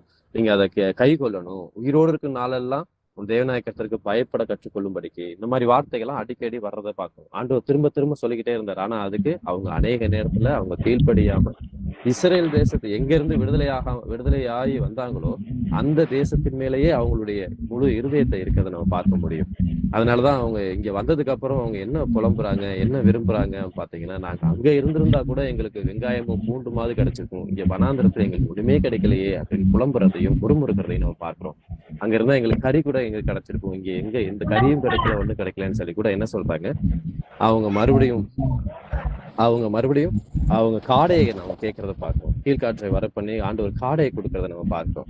அப்போ ஒவ்வொரு சூழ்நிலையிலுமே அவங்களுடைய இருதயம் அவங்க விடுதலையாகி வெளில வந்த எகிப்து தேசத்திலேயே தான் இருந்துச்சு ஒழிய, விடுதலையாகி வந்து ஏசப்பாவுடைய வழி நடத்துதல், அவருடைய கற்பனை, அவருடைய கட்டளைய அவங்க அநேக நேரம் தவறி கீழே விழுந்து எழுந்திருக்கிறதா இருக்கிறத பார்க்கிறோம். வாசிக்கலாம். மத்தேயு புத்தகம் இதுவரைக்கும் நம்ம வாசித்த இந்த வசனங்கள் எல்லாம் பாத்தீங்கன்னா அவருக்கு பயப்படுற காரியத்தை, இதுக்கு அடுத்து வாசிக்கிற வசனங்களை பார்த்தா அவருடைய பயத்துடன் சேர்ந்த நீதி என்ன அப்படிங்கிறது நம்ம பார்க்கலாம். மத்தேயு புத்தகம் 5ஆம் அதிகாரம் 6வது வசனத்தை வாசிக்கலாம். நீதியின் மேல் பசிதாகம் உள்ளவர்கள் பாக்கியவான்கள், அவர்கள் திருப்தி அடைவார்கள். ஆமென். ஆமென். நீதியின் மேல் பசிதாகம் உள்ளவர்கள் பாக்கியவான்கள். அப்ப அந்த நீதி செய்வதற்கு உண்டான அந்த தாகம், தேர்ஸ்டே இருக்கணும் ஒவ்வொருத்தருக்கும். அப்படி இருக்கிறவங்க பாக்கியவான்கள். அப்படின்னா பரலோகத்துக்கு பங்குள்ளவர்கள் அர்த்தம். அவர்கள் பாக்கியவான்கள், அவர்கள் திருப்தி அடைவார்கள். எதுல திருப்தி அடைவார்கள்லாம், ஆகாரத்தை சாப்பிட்டு திருப்தி ஆகிறத பத்தி சொல்லல, இதுல ஆவிக்குரிய திருப்தியை பத்தி சொல்லுது. அப்ப எது தேவனுக்கு பிரியமோ, எது சத்தியமோ, அதன்படி நான் வாழணும்னு என்னைக்கு நான் பிரயாசப்படுறனோ, அதை கொடுத்ததான தாகம் என்னிடத்துல எப்ப இருக்குதோ அங்கதான் அவர்கள் தான் பாக்கியவான்கள், பாக்கியவதிகள் பைபிள் சொல்லுது. இதைதான் பேதுரு அந்த இடத்துல அப்போஸ்தலர் நடபடிகள் 10ஆம் அதிகாரத்துல அந்த தாகம் இருந்தது, அந்த பசி அவருக்கு இருந்தது. அதனாலதான் அவர் பசியா இருக்கும்போது வானத்துல துப்பட்டியை இறக்கி இது எல்லாவற்றையும் புறஜாதிகளுக்கு எல்லா மிருகங்களையும் காட்டி நீ அடித்து பூசி அப்படிங்கிற வார்த்தை சொல்றாரு. இது வெறுமன பசியில இருக்கிறவங்களுக்காக சொல்லப்பட்டது இல்லை, ஆத்ம பசி, ஊழியம் செய்கிற பசி, இந்த தாகம் இருக்கிறவங்களுக்கு மாத்திரமே அந்த காரியத்தை சொல்றதை நம்ம பார்க்கிறோம். எபிரேயர் புத்தகம் 5ஆம் அதிகாரம் 3ஆம் வசனத்தை வாசிக்க கேட்கலாம். பால் உண்கிறவன் குழந்தையாய் இருக்கிறபடியினாலே நீதியின் வசனத்தில் பழக்கம் இல்லாதவனாய் இருக்கிறான். ஆமென். அப்ப நீதியின் வசனத்தில் பழக்கம் இல்லாதவனாய் இருக்கிறான். இப்ப எது நீதி? அவருடைய வசனம் தான் நீதியா இருக்கு. பால் உண்கிற குழந்தையை போல இருக்கிற காரியம் இல்ல, நீதியின் வசனத்தில் பழக்கம் இல்லாதவனாய் இருக்கிறான் அப்படிங்கிறத பார்க்கிறோம். அப்ப பால் உண்கிற குழந்தைன்னா முதல்ல ரட்சிக்கப்படும் பொழுது நம் கர்த்தருடைய வார்த்தை பெற்றுக்கொண்டு இவர் தான் என்னுடைய தெய்வம் அப்படின்னு ஏற்றுக்கொள்ற அந்த வசனங்கள் மாத்திரம் அல்ல, அதுக்கப்புறம் நாம் ஒவ்வொரு நாளும் அதில் வளர்கிற பிள்ளைகளாய் திருவசனத்தை, களங்கமில்லாத திருவசனத்தை, ஞானப்பாலை அனுதினம் நாம் பெற்றுக்கொள்கிற பிள்ளையாய் நாம் பெற்றுக்கொண்டு அதுக்கேற்ற கிரியை செய்கிறவர்களாய் இருக்கும் பொழுது, கர்த்தர் நம்மளோடு இணைகிற பொழுது அவருடைய வார்த்தையை கேட்டு நான் இது செய்யக்கூடாது, இதை நான் செய்யணும், இதை நான் செய்யலாமா செய்யக்கூடாது ஏசப்பா அப்படின்னு வசனத்தின் மூலமா அதை அவர் உறுதிப்படுத்தும் பொழுது, ஓகே ஆண்டவரே, நீங்க சொல்றீங்க, நான் அதை செய்யறேன், ஆண்டவரே நீ சொல்ல வேண்டாம்னு சொல்றீங்க, நான் செய்யல அப்படின்னு ஒவ்வொரு இடத்துலயுமே கர்த்தருடைய வார்த்தையை கேட்டு நாம் செய்கிற பிள்ளையா இருப்போம். வாசிக்கலாம். யோபு புத்தகத்துல 33ஆம் அதிகாரம் 26வது வசனம். அவன் தேவனை நோக்கி விண்ணப்பம் பண்ணும்போது அவன் அவருடைய சமூகத்தை கம்பீரத்தோட பார்க்கும்படி அவர் அவன் மேல் பிரியமாகி அந்த மனுஷனுக்கு அவனுடைய நீதியின் பலனை கொடுப்பார். ஆமேன். ஆமேன். அவன் தேவனை நோக்கி விண்ணப்பம் பண்ணும்போது அவன் அவருடைய சமூகத்தை கம்பீரத்தோட பார்க்கும்படி அவன் மேல் பிரியமாகி அந்த மனுஷனுக்கு அவனுடைய நீதியின் பலனை கொடுப்பார். அவன் எந்த காரியத்தை செய்யறானோ, அவன் பாவம் செய்த காரியத்துக்காக அவர் பலனை கொடுக்கல, அவன் நீதி செய்கிறதை குறித்து தான், நீதியை பார்த்து தான் அவர் என்ன செய்யறாரு, அவர் பலனை கொடுக்கிறாரு. அவர் விண்ணப்பம் போது தேவனுடைய நான் நீதியான காரியத்தை ஆண்டவரே உமக்கு எது பிரியமோ அது மாத்திரம் ஆண்டவரே நான் செஞ்சிட்டு இருக்கிறேன், இதுக்கு பிரியமில்லாத காரியம் என் வாழ்க்கையில இருந்தா அதை உணர்த்துங்கப்பா, அதை என் வாழ்க்கையில இருந்து எடுத்து போடுறேன், உங்க காரியத்தை மாத்திரமே நான் செய்கிறேன்னு சொல்லிட்டு அதுக்கப்புறம் நாம எடுக்கிற ஜபங்கள் விண்ணப்பங்கள் இது எல்லாத்தையும் செய்யும் பொழுது ஆண்டவர் என்ன கம்பீரத்தோட பார்க்கும்படி அவன் மேல் பிரியமாகி, ஆண்டவருடைய ஊழியத்தை நம்ம சரியா செய்யறோம், அவருடைய சத்தியத்தை நம்ம சரியா புரிந்துக்கிறோம், அந்த சத்தியத்தை மற்றவர்களுக்கு வெளிப்படுத்துறோம், அவர் என்ன எதிர்பார்க்கூட அவர் என்ன குறித்து என்ன நோக்கம் வைத்திருக்கிறோம் அந்த நோக்கத்தை என் வாழ்க்கையில செயல்படுத்திட்டு இருக்கிறோம் அப்படின்னா இந்த காரியத்தெல்லாம் நான் சரியா செஞ்சுட்டு அதுக்கப்புறம் என்னுடைய ஜெபம் பண்ணும்போது எந்த காரியத்தை குறித்தாது நீங்க ஜெபிக்கும் பொழுது அந்த ஜெபத்திற்கு தேவனுக்கு பிரியமாய் உமக்கு சித்தமாய் இருக்கும் பொழுது அந்த ஜெபத்திற்கு அவர் உடனே பலன் கொடுக்கிறவரா இருக்கிறத பார்க்கிறோம். நம்ம நீதிக்கேற்ற பலனை கொடுக்கிறதா இருக்கிறத நம்ம பார்க்கிறோம். நீங்க சங்கீத புத்தகம் 11:7 கூட வாசிங்க, கர்த்தர் நீதி உள்ளவரா இருக்கார், நீதியின் மேல் பிரியப்படுகிறவரா இருக்கார். அப்ப அவருடைய முகம் செம்மையானவனை நோக்கி இருக்குது. அப்ப செம்மையானவன் என்ன செய்வாங்க அப்படின்னு பார்த்தா கர்த்தருடைய நீதி எது, கர்த்தருடைய அவர் எதுக்கு பிரியப்படுறாரு, எந்தெந்த காரியத்தை அவர் விரும்புறாரு அப்படிங்கிறத ஆராய்ந்து பார்த்து அந்த காரியத்தை மாத்திரமே செய்கிற பிள்ளையா நம்ம இருப்போம். அதே சங்கீத புத்தகம் 23:3 சொல்றாரு, அவர் என் ஆத்மாவை தேற்றி தம்முடைய நாமத்தை நிமித்தம் என்னை நீதியின் பாதையில் நடத்துகிறார் அப்படின்னு தாவீது சொல்றதை நம்ம பார்க்கிறோம். இப்ப நீதியின் பாதையில அவர் நடத்துற பிள்ளையா இருப்பாரு, நாம் அதற்கு செவி கொடுத்து அந்த வார்த்தையில நடக்கிற பிள்ளையாய் நாம் இருக்கணும். வாசிக்கலாம் நீதிமொழிகள் புத்தகம் 12ஆம் அதிகாரம் 28. நீதியின் பாதையில் ஜீவன் உண்டு, அந்த பாதையில் மரணம் இல்லை. ஆமேன். ஆமேன். ஏற்கனவே ஒரு வசனத்தை ஜீவனுக்கு ஏதுவானது அப்படின்னு பார்த்தோம். இந்த இடத்துல நீதியின் பாதையில் ஜீவன் உண்டு, அந்த பாதையில் மரணம் என்பது இல்லை. இரண்டாம் மரணமாகிய அக்கினி கடல்ல நமக்கு பங்கு இல்லை. ஏன் அப்படின்னா நாம் நீதியின் பாதையில ஜீவன் இருக்கு, ஜீவக்குரிய வசனம் இருக்கு. நீங்க ஜீவ வசனத்தை பிடித்து கொண்டு சுடர்களை போல நாம பிரகாசிக்கிற பிள்ளையா இருக்கணும் அப்படின்னு வேத வசனம் நமக்கு சொல்லிக் கொடுக்குது. அது நீதியின் பாதையில நாம் நடக்கும் பொழுது அந்த காரியங்கள் எல்லாவற்றையும் ஆண்டு கொடுக்கிறத நம்ம பார்க்கிறோம். அந்த இடத்துல மரணம் என்பது இல்லை அப்படிங்கிறத நம்ம பார்க்கிறோம். ஏசாயா புத்தகம் 32:17 வசனத்தை வாசிக்கலாம். நீதியின் கிரியை சமாதானமும் நீதியின் பலன் என்றும் உள்ள அமெரிக்கையும் சுகமுமாம். ஆமேன். நீதியின் கிரியை அப்படின்னா செயல் நடத்தும். அப்ப நீதியின்படி நாம் செயல்படுகிறோம் அப்படின்னா அந்த இடத்துலதான் சமாதானத்தை நம்ம பார்ப்பது. இயேசு கிறிஸ்து சொல்றாரு, என்னுடைய சமாதானத்தை வைத்து போகிறேன், என்னுடைய சமாதானத்தையே நான் உனக்கு தருகிறேன் அப்படின்னு சொல்லிட்டு போறாரு. அப்ப சமாதானத்தின் தேவன் நம்ம இடத்துல இருக்கணும் அப்படின்னா அவருடைய நீதியின் வசனத்தை பிடித்து அதற்கேற்ற செயலை செய்யும் பொழுது அந்த இடத்துல சமாதானத்தை நம்ம பார்க்க முடியும். நீதியின் பலன் என்றென்றும் உள்ள அமெரிக்கையும் சுகமுமா. அமெரிக்கையும் அப்படின்னா அமைதியா, அதாவது சாந்தமா, அமைதியா இருக்கிற ஒரு இடமா, சாந்தமுள்ள ஒரு இடமாவும் பார்க்கிறோம். சுகமும் இதுதான் நம்ம விரும்புறோம், இதுதான் நம்ம எதிர்பார்க்கிற ஒரு விஷயமா இருக்கும். இந்த காரியங்கள் எல்லாம் நான் இருக்கணும் அப்படின்னா அது நீதியின் பலன், நீதிக்குரிய செயல்களை செய்யும் பொழுது மாத்திரமே அது நம்ம கிடைக்கும் அப்படிங்கிறத பார்க்கிறோம். எபிரேயர் புத்தகம் 6ஆம் அதிகாரம் 1-3 வசனத்தை நம்ம நல்லா தெரியும் இந்த வசனம். ஆகையால் கிறிஸ்துவை பற்றிய சொல்லிய மூல உபதேச வசனங்களை நாம் விட்டு செத்த கிரியைகளுக்கு நீங்களாகும் மனம் திரும்புதல், தேவன் பேரில் வைக்கும் விசுவாசம், ஸ்நானங்களுக்கு அடுத்த உபதேசம், கைகளை வைக்குதல், மரித்தோரின் உயிர்த்தெழுதல், நித்திய நியாய தீர்ப்பு என்பவைகளை அஸ்திபாரத்தை மறுபடியும் போடாமல் பூரணராகும்படி கடந்து போவோமாக. தேவனுக்கு சித்தமானால் இப்படியே செய்வோமா. அப்ப நமக்கு சரி, இது அடிப்படையே உபதேசமா இருக்கு இந்த காரியங்கள். இந்த அடிப்படை உபதேசத்துல தேவனுக்கு சித்தமானா நீங்க இப்படியே செய்யுங்கப்பா, மறுபடியும் அஸ்திபாரத்தை போடாம நீங்க பூரணராகணும்னு ஏசப்பா நம்ம விரும்புறத பாக்குறாரு. அப்போ வாசிக்கலாம் 2 பேதுரு புத்தகம் 2ஆம் அதிகாரம் 21-22. அவர்கள் நீதியின் மார்க்கத்தை அறிந்த பின்பு தங்களுக்கு ஒப்புவிக்கப்பட்ட பரிசுத்த கற்பனையை விட்டு விலகுவதை பார்க்கிலும் அதை அறியாதிருந்தார்களானால் அவர்களுக்கு நலமாயிருக்கும். நாய் தான் கக்கினதை தின்னவும் கழுவப்பட்ட பன்றி சேற்றிலே புரளவும் திரும்பினது என்று சொல்லப்பட்ட மெய்யான பழமொழியின்படியே அவர்களுக்கு சம்பவித்தது. ஆமேன். ஆமேன். இல்ல முக்கியமான வசனமா இந்த இருக்கு 2 பேதுரு புத்தகம் 2ஆம் அதிகாரம் 21-22. அவர்கள் நீதியின் மார்க்கத்தை அறிந்த பின்பு. நாம் எந்த மார்க்கத்துல இருக்கோம்? கிறிஸ்துவின் மார்க்கத்துல இருக்கோம், கிறிஸ்துவின் உபதேசத்துல இருக்கோம். அப்ப இந்த இடத்துல சொல்லுது நீதியின் மார்க்கம் அப்படின்னு. அப்ப கர்த்தருடைய அறிகிற அந்த மார்க்கம், இயேசுசாமி யாரு அப்படிங்கிற அறிந்து கொள்ற மார்க்கம் எதுவா இருக்கு? அது நீதியின் மார்க்கமா இருக்கு. ஏன்னா அவர் நீதியின் தேவன். இன்னொரு பக்கம் பாத்தீங்கன்னா பரிசுத்தத்தின் தேவன்.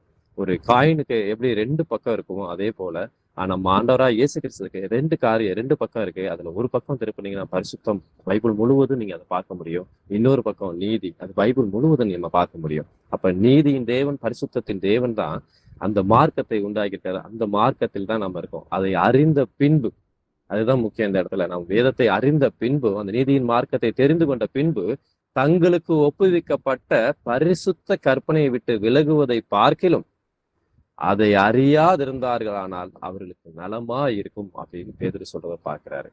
அப்போ எந்த விஷயத்துல நம்ம கர்த்தருடைய வார்த்தை பெற்றுக்கொண்டோம், அவருடைய கற்பனை என்னன்னு தெரியுது, அவருடைய கட்டளை என்னன்னு தெரியுது, அது எல்லாத்தையும் அந்த விலகுற பார்க்கிலும் வெளியே போறது காட்டிலும் அநேக கர்த்தருடைய வார்த்தை பெற்றுக்கொண்டு கூட பலன் கொடாத படிக்க உலக காரியத்திற்குள்ளேயும் இது எனக்கு பிரச்சனையா இருக்கு, நான் பரிசுத்தமா என்னால இருக்க முடியல, கடவுளுடைய வார்த்தை என்னால கீழ்ப்படைய முடியாது இப்படின்னு எல்லா விஷயத்தையும் பின்வாங்கி பின்னாடி போறது மக்களை குறித்து இந்த இடத்துல சொல்லுது. நீங்க அப்படிப்பட்டவங்களா இருந்தா நீங்க அறியாது இருந்தாவே நலமா இருக்குப்பா. நீங்க எதுக்கு அந்த வார்த்தையை, கடவுள் உங்களை நோக்கி வரணும். இன்னைக்கு நம்ம ஏதோ ஒரு எதேர்ச்சியா ஏதோ ஒரு ஆக்சிடென்ட்ல இந்த கூடுகையில நம்ம கலந்து கொள்ள, ஒவ்வொரு நாளும் வேதத்தை நம்ம கேட்கல. அதை முதல்ல நம்ம முழுமையா அறிந்து கொள்ளணும். கர்த்தருடைய அனாதி தீர்மானமும் அனந்த ஞானமும் இருக்கு இந்த வார்த்தையில. ஏன்னா உன் தாயின் கருவில் உருவாகும் முன்னே உன்னை பேர் சொல்லி அழைத்திருக்கிறேன்னு யாரை பார்த்து சொன்னாரு? நம்ம ஒவ்வொருவரையும் பார்த்துதான் சொல்லியிருக்காரு. அப்ப அப்படிப்பட்ட வெளியேறு பெற்ற அவருடைய பிள்ளையாகிய நாம இருக்கிற இடத்தை நாம் முதல்ல அறிந்திருக்கணும். நாம யாருங்கிறத முதல்ல நமக்கு நல்லா தெரியணும். அப்படிப்பட்டவங்க இருந்தாங்கன்னா விலகிறதுக்கு உண்டான வழியே கிடையாது. நான் யாருன்னு முதல் நான் அறிந்து கொண்டேன். நான் எப்படிப்பட்டவனா இருந்தேன், நான் பாவத்துல இருந்தேன், நான் பரிசுத்தமான தேவனை நோக்கி, ஆண்டவர் என்னை நோக்கி வந்தாரு, அவர் என்ன தெரிந்து கொண்டாரு. ஏதோ நாம பிரயாசப்பட்டு, நாம ஏதோ யாரையோ தேடி, ஏதோ ஒரு சகோதரர் சொன்னாங்க, அதனால நான் அங்க போய் பார்த்தேன், இங்க பார்த்தேன், இந்த வசனத்தை அறிந்துக்கிட்டேன், நான் இந்த கூடுகைக்கு கலந்துக்கிறேன், அந்த அர்த்தத்துல கிடையாது. கர்த்தர் உங்களை தேடி வந்திருக்கிறார். யாரோ ஒரு மூலமாய், யாரோ ஒரு சத்தியத்தின் மூலமாய், எங்கேயோ ஒரு இடத்துல அந்த ஒரு வேர் முளைச்சு நம்ம இடத்துல இருந்து விசுவாசம் என்னும் வேர் முளைத்து அவர் இடத்துல நிலை நிற்கிறபடினாலதான் நம்ம கூடி இருக்கோம் அப்படிங்கிறத நம்ம முக்கியமா தெரிந்திருக்கணும். அது நீதியின் மார்க்கத்தை நாம் அறிந்த பிள்ளைகளா இருந்ததுனாலதான் நாம இந்த இடத்துல நம்ம தொடர்ந்து நம்ம இருக்கிறோங்கிறத பார்க்கிறோம். 22ஆம் வசனம் கொஞ்சம் கடுமையா தான் இருக்கு. ஆனாலும் அவர் ஆண்டவர் சொல்றதை பார்க்கிறாரு.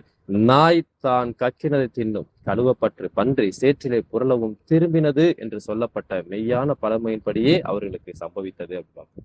எவ்வளவு மோசமா! நாய் தன் கக்கினதை தின்றது போல பழைய சுபாவமும் பழைய மனுஷனும் பழைய வாழ்க்கைக்கு உள்ளேயும் திரும்பி நம்ம போறோம் அப்படின்னா அது எப்படிப்பட்ட ஒரு வாழ்க்கையா இருக்கு அப்படின்னா, இந்த சொல்லப்பட்ட இந்த வார்த்தையின்படி கழுவப்பட்ட பன்றி சேற்றுல இருக்கிற அந்த பன்றிய நம்ம எடுத்துட்டு வந்து நம்ம சுத்தம் பண்ணி நம்ம பரிசுத்தமாக்கி வச்சிருக்க மறுபடியும் அது சேற்றுல போய் பெறுவோம். யார் அந்த வார்த்தையை சொல்லி உச்சரிக்கிறாரு? நாய் என்று பன்றி என்றும் மீண்டும் பழைய வாழ்க்கைக்கு திரும்புறோம். நீதியின் மார்க்கத்தை அறிந்து தங்களுக்கு ஒப்புவிக்கப்பட்ட பரிசுத்த கற்பனை விட்டு விலகிற பிள்ளைகளை பார்த்து இந்த வார்த்தையை சொல்றதை நம்ம பார்ப்போம். அப்ப இந்த வார்த்தையை கேட்கிற நாம் எப்படிப்பட்ட சூழலில் இருந்து, நாம் சேற்றில் இருந்த நம்மை அவரை கழுவி பரிசுத்தப்படுத்தி அவருடைய வார்த்தையை கொண்டு ஒவ்வொரு நாளும் மெருகூற்றி, ஒவ்வொரு நாளும் கழுவி, ஒவ்வொரு நாளும் பரிசுத்தத்துக்கு மேல் பரிசுத்தம், நீதிக்கு மேல நீதின்னு ஒவ்வொரு நாள் பரிசுத்தம் உள்ளவன் இன்னும் பரிசுத்தமாகட்டும், நீதி செய்கிறவன் இன்னும் நீதி செய்யட்டும் வெளிப்படுத்தின விஷயத்துல வாசிக்கிறோம். அப்ப ஒவ்வொரு நாளும் நம்ம அவருடைய வார்த்தையை கொண்டு, இதுக்கு ஏதோ நம்முடைய சொந்த பலனை கொண்டு, சொந்த ஞானத்தை கொண்டு, அனுபவத்தை கொண்டு அப்படி கிடையாது. கர்த்தருடைய வார்த்தையை கொண்டு, அவருடைய வசனத்தை கொண்டு நான் பரிசுத்தமாறேன். அப்ப நம்ம இடத்துல ஒண்ணுமே கிடையாது. அதை விசுவாசிக்கிறோம். ஆண்டவர் என்னோட பேசுறாருன்னு விசுவாசிக்கிறோம். நான் பரிசுத்தமாவன்னு ஆண்டவர் விரும்புறாருன்னு விசுவாசிக்கிறோம். அந்த வார்த்தையை நம்ம ஏற்றுக்கொள்றோம், அதை செயல்படுத்துறோம். செய்வது மூலமாய் நான் பரிசுத்தமாகறோம். இதுக்காக நான் நித்திய ஜீவனுக்கு போய் சேரணும் அப்படின்னு. அதான் ரோமர் 6:22 நம்ம வாசிச்சோம். பரிசுத்தமாக்குதல் கிடைக்கும் பலன், முடிவோ நித்திய ஜீவன் அப்படிங்கிறத நம்ம வாசிக்கலாம்.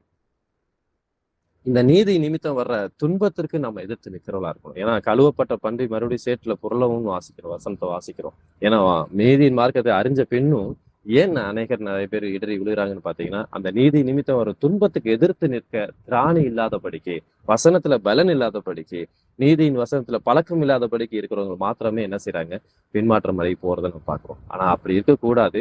எப்படி இருக்கணும், எவ்வளவு சீசர்கள் எவ்வளவு பாடுகள் மத்தியெல்லாம் கடந்து வந்திருக்காங்கிறதை நம்ம கொஞ்சம் ஆராய்ந்து பார்த்தோம் அப்படின்னா நாமளும் அதுக்கு எதிர்த்து நிற்க நம்ம பலனை ஆண்டவர் கொடுப்பார். வாசிக்கலாம். லூக்கா எழுதின சுவிசேஷ புத்தகம் 6ஆம் அதிகாரம் 22வது வசனத்தை வாசிக்கலாம். மனுஷகுமாரன் நிமித்தமாக ஜனங்கள் உங்களை பகைத்து உங்களை புறம்பாக்கி உங்களை நிந்தித்து உங்கள் நாமத்தை பொல்லாதது என்று தள்ளிவிடும் போது நீங்கள் பாக்கியவான்களாய் இருப்பீர்கள். ஆமேன். ஆமேன். அப்ப மனுஷகுமார நிமித்தமா, கிறிஸ்துவின் நிமித்தமாக ஜனங்கள், நம்மை சுற்றி இருக்க ஜனங்கள் நம்மை பகைக்கிறாங்க. ஏதோ நாம செய்த தவறுனால நம்மளை பகைக்கல, இயேசு கிறிஸ்துவின் நாமத்தை நிமித்தம், சுவிசேஷத்தின் நிமித்தம், அவருக்காக உண்மையா இருக்கணும்னு நாம நினைக்கிற நிமித்தம், அதன் நிமித்தம் நம்மளை பகைக்கிறாங்க அப்படின்னா அவங்க உங்களை புறம்பாக்குறாங்க, உங்களை ஒதுக்கி வைக்கிறாங்க, உங்களை அவமானப்படுத்துறாங்க, உங்களை நிந்திக்கிறாங்க அப்படின்னா உங்கள் நாமத்தை பொல்லாதது என்று தள்ளிவிடும் பொழுது நாம் எப்படிப்பட்டவர்களா இருக்கிறோம்னு பைபிள் வசனம் சொல்லுது, நீங்கள் பாக்கியவான்களா இருப்பீர்கள். அப்ப பாக்கியவான்கள்னா தேவனுக்கு பிரியமானவர்கள், அவருடைய பங்கு உள்ளவர்களா இருக்கும், அவருடைய நித்திய ஜீவனுக்கு பங்குள்ள பிள்ளைகளா இருக்கும். அப்போ இது எல்லாவற்றையும் நம்ம தாங்குகிற பிள்ளையா, இது எல்லாம் நம்ம கிறிஸ்துவை ஏற்றுக்கொண்டதுக்கு அப்புறம் தாங்க இப்படி எல்லாம். அதுக்கு முன்னாடி எல்லாரும் எங்களோட நல்லா பேசுவாங்க, நல்லா பழகுவாங்க, நல்லா அன்பா இருப்பாங்க. ஆனா இப்ப அப்படி இல்லை, நிறைய பேர் நாங்க விட்டு விலகுறாங்க அப்படின்னா நீ கவலைப்பட வேண்டிய அவசியம் இல்லை. ஏன்னா ஜீவனுக்கு போகிற வாசல் வழி நெருக்கமா தான் இருக்குன்னு பைபிள் வசனம் மத்தேயு புத்தகம் 7ஆம் அதிகாரம் சொல்லுது. அப்ப இடுக்கமான வாசல் வழியாய் உட்பிரவேசிங்கள் அப்படின்னு சொல்லிட்டு அடுத்த வார்த்தை சொல்றாரு, கேட்டுக்கு போகிற வாசல் வழி விசாலமா இருக்கிறது, அதில் செல்கிறவர்கள் அநேகர் அப்படின்னு சொல்ற பார்ப்போம். அப்ப அநேகர் போகிற வாசல் நமக்கு தேவையில்லை. இடுக்கமான வாசலை நாம் சூஸ் பண்ணாலும், நாம் தேர்ந்தெடுத்தாலும் அதுல கிறிஸ்துவுக்காக நமக்கு நித்திய ஜீவனுக்கு நேராய் செல்லுகிற பாதையாக மாத்திரமே அது இருக்குங்கிறத பார்க்கணும். நீங்க யோவானுக்கு நிருபம் 15ஆம் அதிகாரம் 20ஆம் வசனத்தை நீங்க வாசித்து பார்த்தீங்கன்னா, ஊழியக்காரன் தன் எஜமானிலும் பெரியவன் அல்லவென்றும் நான் உங்களுக்கு சொன்ன வார்த்தையை நினைத்துக் கொள்ளுங்கள், அவர்கள் என்னை துன்பப்படுத்தினது உண்டானால் உங்களையும் துன்பப்படுத்துவார்கள், அவர்கள் என் வசனத்தை கொண்டது உண்டானால் உங்கள் வசனத்தையும் கை கொள்ளுவார்கள். அவங்க என்ன ஏற்றுக்கொள்ளலப்பா, அதனாலதான் உங்களையும் ஏற்றுக்கொள்ளல. என்ன ஏற்றுக்கொண்டாங்கன்னா உங்களையும் ஏற்றுக்கொள்வாங்க. நீங்க ஒரு பட்டணத்துக்கு நீங்க ஊழியத்துக்கு நீங்க செல்லும் பொழுது கூட எப்படி சொல்லி அனுப்புறாரு, வழிக்கு பையையாவது தடியையாவது நீங்க எடுத்துட்டு போக வேண்டிய அவசியம் இல்லை. நீங்க ஒரு பட்டணத்துக்குள்ள பிரவேசிக்கும் போது அங்க அதுக்கு பாத்திரவானா இருந்தால், உங்களை ஏற்றுக்கொள்றவன் இருந்தா நீங்க அந்த வீட்டுல பிரவேசிங்க அப்படின்னு ஆண்டவர் சொல்லி ஊழியத்துக்கு அனுப்புறதை நம்ம பார்க்க முடியும். அப்ப என்ன ஏற்றுக்கொண்டாங்கன்னா உங்களை ஏற்றுக்கொள்வாங்கப்பா, இயேசுசாமி ஏற்றுக்கொண்டாங்கன்னா உங்களை ஏற்றுக்கொள்வாங்க அப்படின்னு வசனத்தை சொல்றதை நம்ம பார்க்கிறோம். வாசிக்கலாம். அப்போஸ்தலர் நடபடிகள் 5ஆம் அதிகாரம் 40வது வசனத்தை. அப்பொழுது அவர்கள் அவனுடைய யோசனைக்கு உடன்பட்டு அப்போஸ்தலரை வரவழைத்து அடித்து இயேசுவின் நாமத்தை குறித்து பேசக்கூடாது என்று கட்டளையிட்டு அவர்களை விடுதலையாக்கினார்கள். ஆமென்.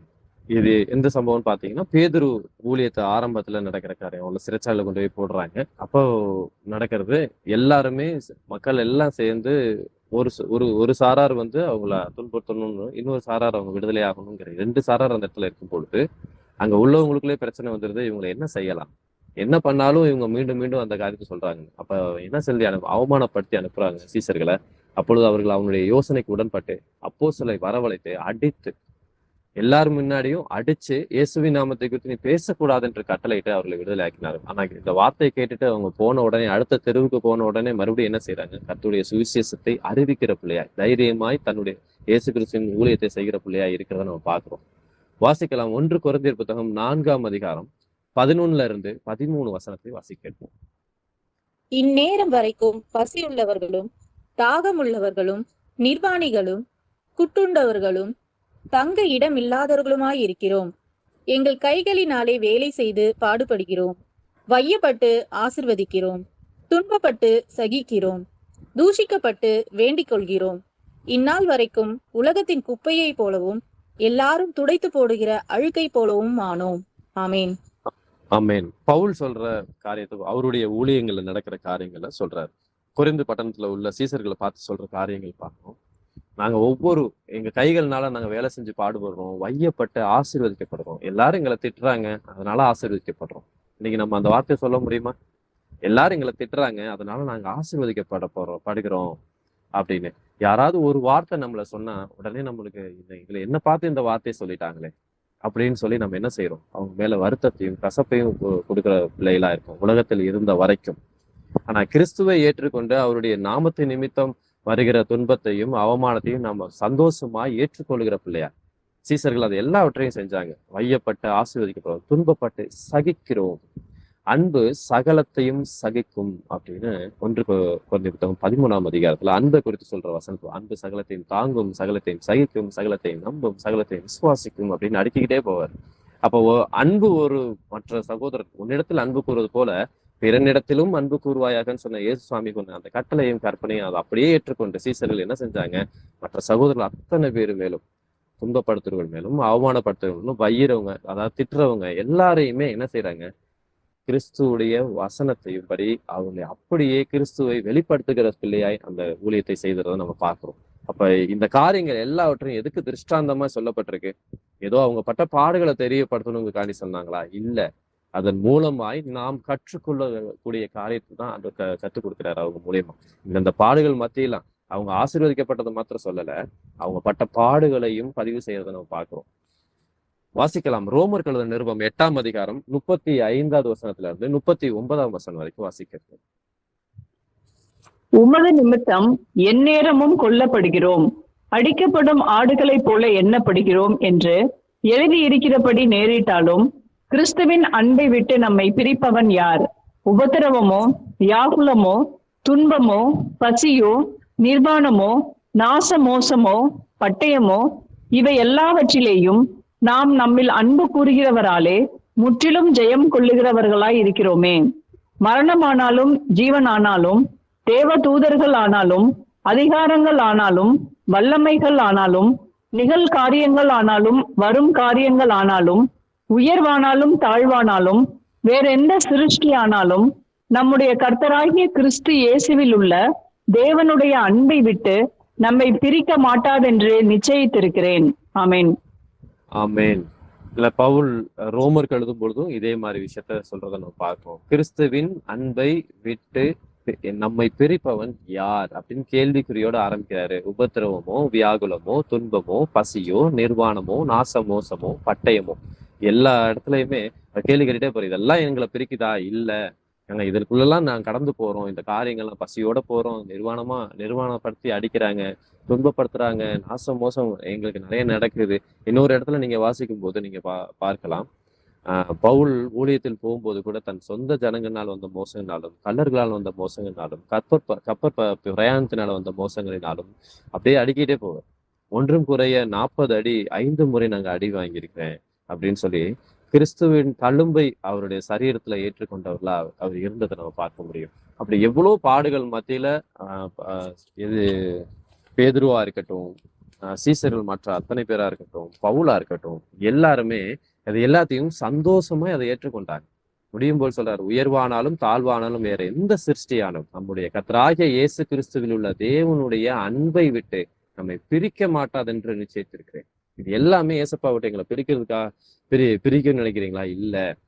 இது எல்லாமே இயேசு கிறிஸ்து அன்பை விட்டு பிரிக்க மாட்டாது, இன்னும் அதிகரிக்க தான் செய்யுது. ஏன்னா ஒரு இடத்துல அடிச்சு அவமானப்படுத்தி அனுப்பும்போது பக்கத்து தெருவுல போய் உடனே என்ன செய்றாங்க? அடுத்த தெருவுல போய் தைரியமாய் பிரசங்கித்தார்கள்னு வசனம் சொல்லுது. அப்ப அது அவமானத்தை சந்தோஷமா ஏற்றுக்கொண்டார்கள்.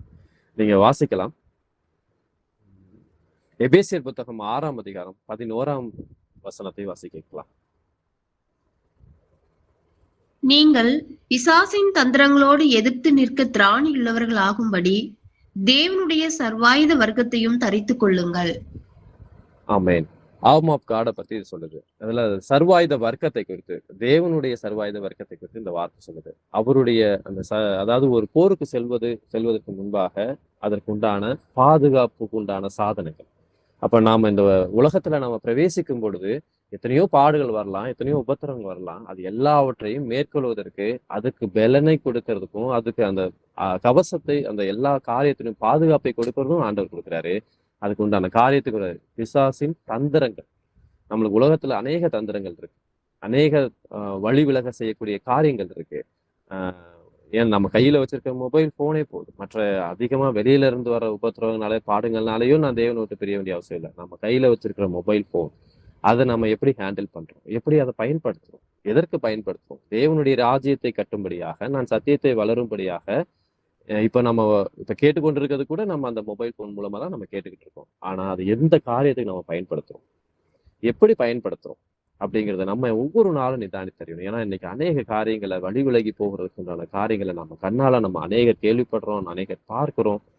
நம்ம சத்தியத்துல நம்ம பேசிட்டு இருக்கிற அநேகர் கூட ஒரு சில சகோதர சகோதரி கூட அந்த பிரச்சனைகளை சொல்றதை நம்ம பார்க்க முடியும். அதுக்காக ஜெபித்துக் கொள்றதை நம்ம பார்க்க முடியும். ஆண்டவர் பிரதர் இந்த மாதிரி காரியத்துல ஆண்டவருடைய காரியம் தான் நினைச்சு நான் உள்ள போறேன், அதை அப்படியே ஸ்க்ரோல் பண்ண அப்படியே என்ன நேரம் போகிறதே தெரியாம நான் அதுக்குள்ளேயே மூழ்கி போயிறேன் பிரதர், எனக்காக ப்ரேயர் பண்ணுங்க பிரதர் கூட சகோதரர் கேட்டார் கடந்த வாரத்தில். அப்ப எப்படி சாத்தான் எவனை விழுங்கலாமோ என்று வகை தேடி இந்த கடைசி நாட்கள்ல சுற்றி திரிகிறத நம்ம பார்க்க முடியும். அப்ப நாம சர்வாயுத வர்க்கத்தை நாம் அணிந்த பிள்ளைகளா இருக்கும்போது மாத்திரமே நமக்கு சரியான பாதையில பரிசுத்தத்துக்கு நாம் நேரடியா நம்ம நடந்து கிறிஸ்துவின் வருகைக்கு நாம் ஆயத்தமாக முடியும் பார்க்க முடியும். அதே எபேசியர் புத்தகம் 6ஆம் அதிகாரத்துல 14 இருந்து 17 வரைக்கும் இந்த ஆர்மாப் கார்டு நம்ம பார்த்து நம்ம முடிக்கலாம். நீங்கள் பிசாசின் தந்திரங்களோடு எதிர்த்து நிற்க திராணி உள்ளவர்களாகும்படி தேவனுடைய சர்வாயுத வர்க்கத்தையும் தரித்து கொள்ளுங்கள். சத்தியம் என்னும் கச்சையை உங்கள் அறையிலே கட்டினவர்களாயும், நீதி என்னும் மார்க்கவசத்தை தரித்தவர்களாயும், சமாதானத்தின் சுவிசேஷத்திற்குரிய ஆயத்தம் என்னும் பாதரட்சியை கால்களிலே கொடுத்தவர்களாயும், பொல்லாங்க நீயும் அக்னி ஆஸ்திரங்களை எல்லாம் அவித்து போடத்தக்கதாய் எல்லாவற்றிற்கும் மேலாக விசுவாசம் என்னும் கேடகத்தை பிடித்து கொண்டவர்களாயும் நில்லுங்கள். இரட்சணியம் என்னும் தலை சீராவையும் தேவ வசனமாகிய ஆவியின் பட்டயத்தையும் எடுத்துக்கொள்ளுங்கள். ஆமேன். ஆமேன். நம்ம இதுவரைக்கும் பார்த்த எல்லா வசனங்களுக்குமே முடிவா இந்த வசனத்தை நம்ம வாசித்து நம்ம பிரேயர் பண்ணி நம்ம முடிக்க போறோம். நம்ம தேவனுக்கு பயந்து அவருடைய நீதியை செய்வது குறித்து நம்ம இவ்வளவு நேரம் பார்த்துக்கிட்டு கர்த்தருக்கு பயப்படுறதுதான் ஞானத்தோட ஆரம்பங்கிறதுல நம்ம ஆரம்பிச்சோம். அப்ப எந்தெந்த சீசர்கள்லாம் அந்த உபத்திரவங்கள் மத்தியில பாடுகள் மத்தியில கர்த்தருக்கு பயந்தவர்களாய் அவருடைய நீதியை செய்யற பிள்ளைகளாய் இருந்தாங்கிறத நம்ம பார்த்தோம். அந்த நீதியின் வருகிற துன்பத்தை நேரத்துல கூட அவர்கள் எப்படி அதை கை கொண்டாங்க, அதை எப்படி அதை மேற்கொண்டாங்க அப்படிங்கிறதையும் நம்ம பார்த்தோம். இப்ப ஆண்டவரே நமக்கு ஒரு இதையும் கொடுத்துறாரு, ஒரு சர்வாயுத வர்க்கத்தையும் கொடுத்துறாரு. அப்பா நீங்க பொல்லாத உலகமா இருக்கு, பிசாசின் தந்திரம் கூட நீங்க எதிர்த்து நிக்கிறதுக்கு திராணி உங்களுக்கு வேணும் அப்படின்னா இந்த சர்வாயுத வர்க்கத்தை நீங்க தரித்து கொண்டாய் மாத்திரமே நீங்க இந்த உலகத்துல நீங்க பிரவேசிக்க முடியும் அப்படிங்கிறது. இப்ப நீதி என்னும் மார்க்கவசத்தை தரித்தவர்களாயும், சத்தியம் என்னும் கச்சை உங்கள் அறையிலே கட்டினவர்களாயும். அப்ப சத்தியம் வேத வசனம் முதல்ல ஃபர்ஸ்ட். சத்தியம் என்னும் கச்சை அறையிலே கட்டினவர்களா நம்ம இருக்கணும். அந்த வசனம் தெரியல அப்படின்னா நமக்கு இந்த உலகத்துல முதல்ல நம்ம விழுந்து போறதுக்கு உண்டான காரியங்கள் இருக்கு. அது சத்தியத்துக்குள்ள இருக்கிறவங்களுக்கு கூட அநேக மாறுபாடுகளுக்குள்ள இருக்கிறவங்களையும் நம்ம பார்க்க முடியும். அப்ப அந்த சத்தியம் தெளிவா நமக்கு தெரியும். அந்த சத்தியத்தை நம்ம அறிந்து கொண்டால் மாத்திரமே, அதை படித்திருந்தால் மாத்திரமே, அது என்ன சொல்லுதுங்கிறத நம்ம ஆராய்ந்து பார்த்தால் மாத்திரமே நம்ம அந்த சத்தியத்தினால் வருகிற அந்த அறையை நம்ம அறையில கற்றிருக்க பிள்ளையா நம்ம இருக்க முடியும். நீதி என்னும் மார்க்கவசை தருத்தவர்களாய், சத்தியம் அறிந்தால் மாத்திரமே எது பாவம், எது நீதி, எது உண்மை, எது தேவன் செய்ய சொல்லியிருக்காரு, எது செய்யக்கூடாது சொல்லியிருக்காரு அப்படிங்கிற விஷயம் நமக்கு தெரியும். அதுதான் நமக்கு ஒரு மார்க்கவசம் போட்டிருக்கு. இன்னொரு இங்கிலீஷ்ல தமிழ் டிரான்ஸ்லேஷன் பார்க்கணும், நேர்மையான இருதயம் அப்படின்னு போட்டிருக்கு. அப்போ நமக்கு நேர்மையான இருதயம் எப்படி கிடைக்கும் அப்படின்னா, சத்தியம் என்னும் கச்சையை நாம கட்டினவர்களா இருந்தா மட்டுமே என்ன செய்யும், நேர்மையான இருதயத்தோடு நாம் பயணிக்க முடியும் இந்த பொல்லாத உலகத்துல அப்படின்னு. நம்ம மார்க்க கவசம் எதுக்கு, நம்ம நேர்மையான இருதயத்தை தரித்தவர்களா இருக்கணும் அப்படின்னு. சமாதானத்தின் சுவிசேஷத்துக்குரிய ஆயத்தம் என்னும் பாதரட்சியை கால்களில் தொடுத்தவர்களாய் நாம் எங்கு சென்றாலும் நம்முடைய சத்திய சுவிசேஷத்தை, சமயம் வாய்த்தாலும் வாய்க்காவிட்டாலும் சுவிசேஷத்தை ஞானமாய் பிரசங்கிக்கணும் பவுல் சொல்றாரு. அப்ப சமாதானத்தின் சுவிசேஷத்துக்குரிய அந்த சுவிசேஷம் எப்படிப்பட்டதா இருக்கணும், அவர்களை ஆயத்தம் பண்றதா இருக்கணும். யாருக்காக, கிறிஸ்துவுக்காக, அவருடைய வருகைக்காக ஆயத்தம் பண்ணுகிற அந்த சுவிசேஷத்துக்குரிய நம்ம அறிவிக்கிற பிள்ளையா இருக்கணும். அதை பாதரட்சை நம்ம எங்கு சென்றாலும் அந்த ஊழியத்தை செய்கிற பிள்ளைகளாய், சுவிசேஷத்தை அறிவிக்கிற பிள்ளைகளாய் இருக்கணும் அப்படிங்கிறது இந்த வார்த்தையை பார்க்கிறோம். பொல்லாங்கன் எய்யும் அக்னி ஆஸ்திரங்களை எல்லாம் அவித்து போடத்தக்கதாய், அவன் எத்தனை பொல்லாதான காரியங்களை பிசாசான நம்ம இடத்துல தாக்கினாலும் சரி, நம்ம கீழே விழ செய்யக்கூடிய எந்த காரியம் வந்தாலும் அது எல்லாவற்றையும் அவித்து போடத்தக்கதாய், எல்லாவற்றுக்கும் மேலால விசுவாசம் என்னும் கேடகம். ஒரு கேடகம் எந்த எதிரிகிட்ட இருந்து வருகிற எல்லா காரியத்திலையும் தன்னை காத்து கொள்வதற்கு பயன்படுத்துற ஒரு காரியமா இருக்கு அது கேடகம். நீங்க போர்ல நீங்க கவனிச்சீங்க அப்படின்னா அந்த கேடகம் ரொம்ப ஸ்ட்ராங்கா இருக்கும். அந்த ஸ்ட்ராங்கா இல்லாம ஒருவேளை கொஞ்சம் சரியில்லாத ஒரு கேடகமா எடுத்துட்டு போறோம் அப்படின்னா எதிரி ஒரு ஒரு அம்போ ஒரு வில்லோ நீங்க எறியும் போது உடனே அது உடஞ்சு போச்சுன்னா அது பிரயோஜனமே இல்லை. அது நம்ம பாதுகாக்கிற ஒரு பெரிய கவசமா இருக்கு. அப்ப நம்ம விசுவாசம் என்பது அந்த கேடகத்தை, அந்த விசுவாசத்துல நம்ம உறுதி உள்ளவர்களாய் அதுல பிடித்து கொண்டவர்களாய் நாம இருக்கும் பொழுது நாம் எந்த ஒரு காரியங்கள் வந்தாலும் பிசாசின் தந்திரங்கள் இருந்தாலும் அதை எதிர்த்து நிக்கிறதுக்கு நம்மை பாதுகாத்துக் கொள்றதுக்கு பயன்படுத்துறாரு. இரட்சணியம் என்னும் தலை சிராவையும் தேவ வசனமாகிய ஆவியின் பட்டயத்தையும் எடுத்துக்கொள்க. அப்ப தேவ வசனமாகிய ஆவியின் பட்டயம், இப்ப கர்த்தருடைய வார்த்தையை கொண்டே நம்ம அவர்களிடம் என்ன செய்யணும்? பட்டயத்தை பயன்படுத்தணும். அப்ப வசனத்தை பட்டயம் என்று இந்த வேத வசனம் சொல்லுது. அந்த வசனத்தை நாம் அறிந்திருந்தா மட்டுமே அந்த வசனத்தை கொண்டுதான் நம்ம பதில் பேசி ஆகணும். இயேசு கிறிஸ்துக்கு ஒரு உபத்திரவம் வரும்போது, பாடு வரும்போது என்ன சொல்லப்பட்டிருக்கு? அப்போ சோதனை வரும்பொழுது என்ன சொல்றாரு? அவரு இந்த கல்லை அப்பமாக்கி நீங்க சாப்பிடுங்க அப்படின்னு சொல்லும்போது சாத்தான் சொல்றான், சாப்பிடுன்னு சொல்றாங்க. அப்ப ஆண்டவர் சொல்றாரு, உன் அப்பத்தினால் மாத்திரமல்ல தேவனுடைய வாயின் வார்த்தையினாலும் பிழைப்பான்னு எழுதப்பட்டிருக்கிறதே அப்படின்னு வார்த்தையை கொண்டுதான் அவர் எதிர்க்கிறாரு. அப்ப தேவ வசனமாகிய ஆவி என்ன பட்டை ஒவ்வொரு சோதனையிலுமே அவர் வசனத்தை கொண்டுமே இப்படி சொல்லப்பட்டிருக்கிறதேன்னு வசனத்தை காட்டிதான் அவர் என்ன செய்யறாரு? சாத்தானை எதிர்த்து நிற்கிறார்.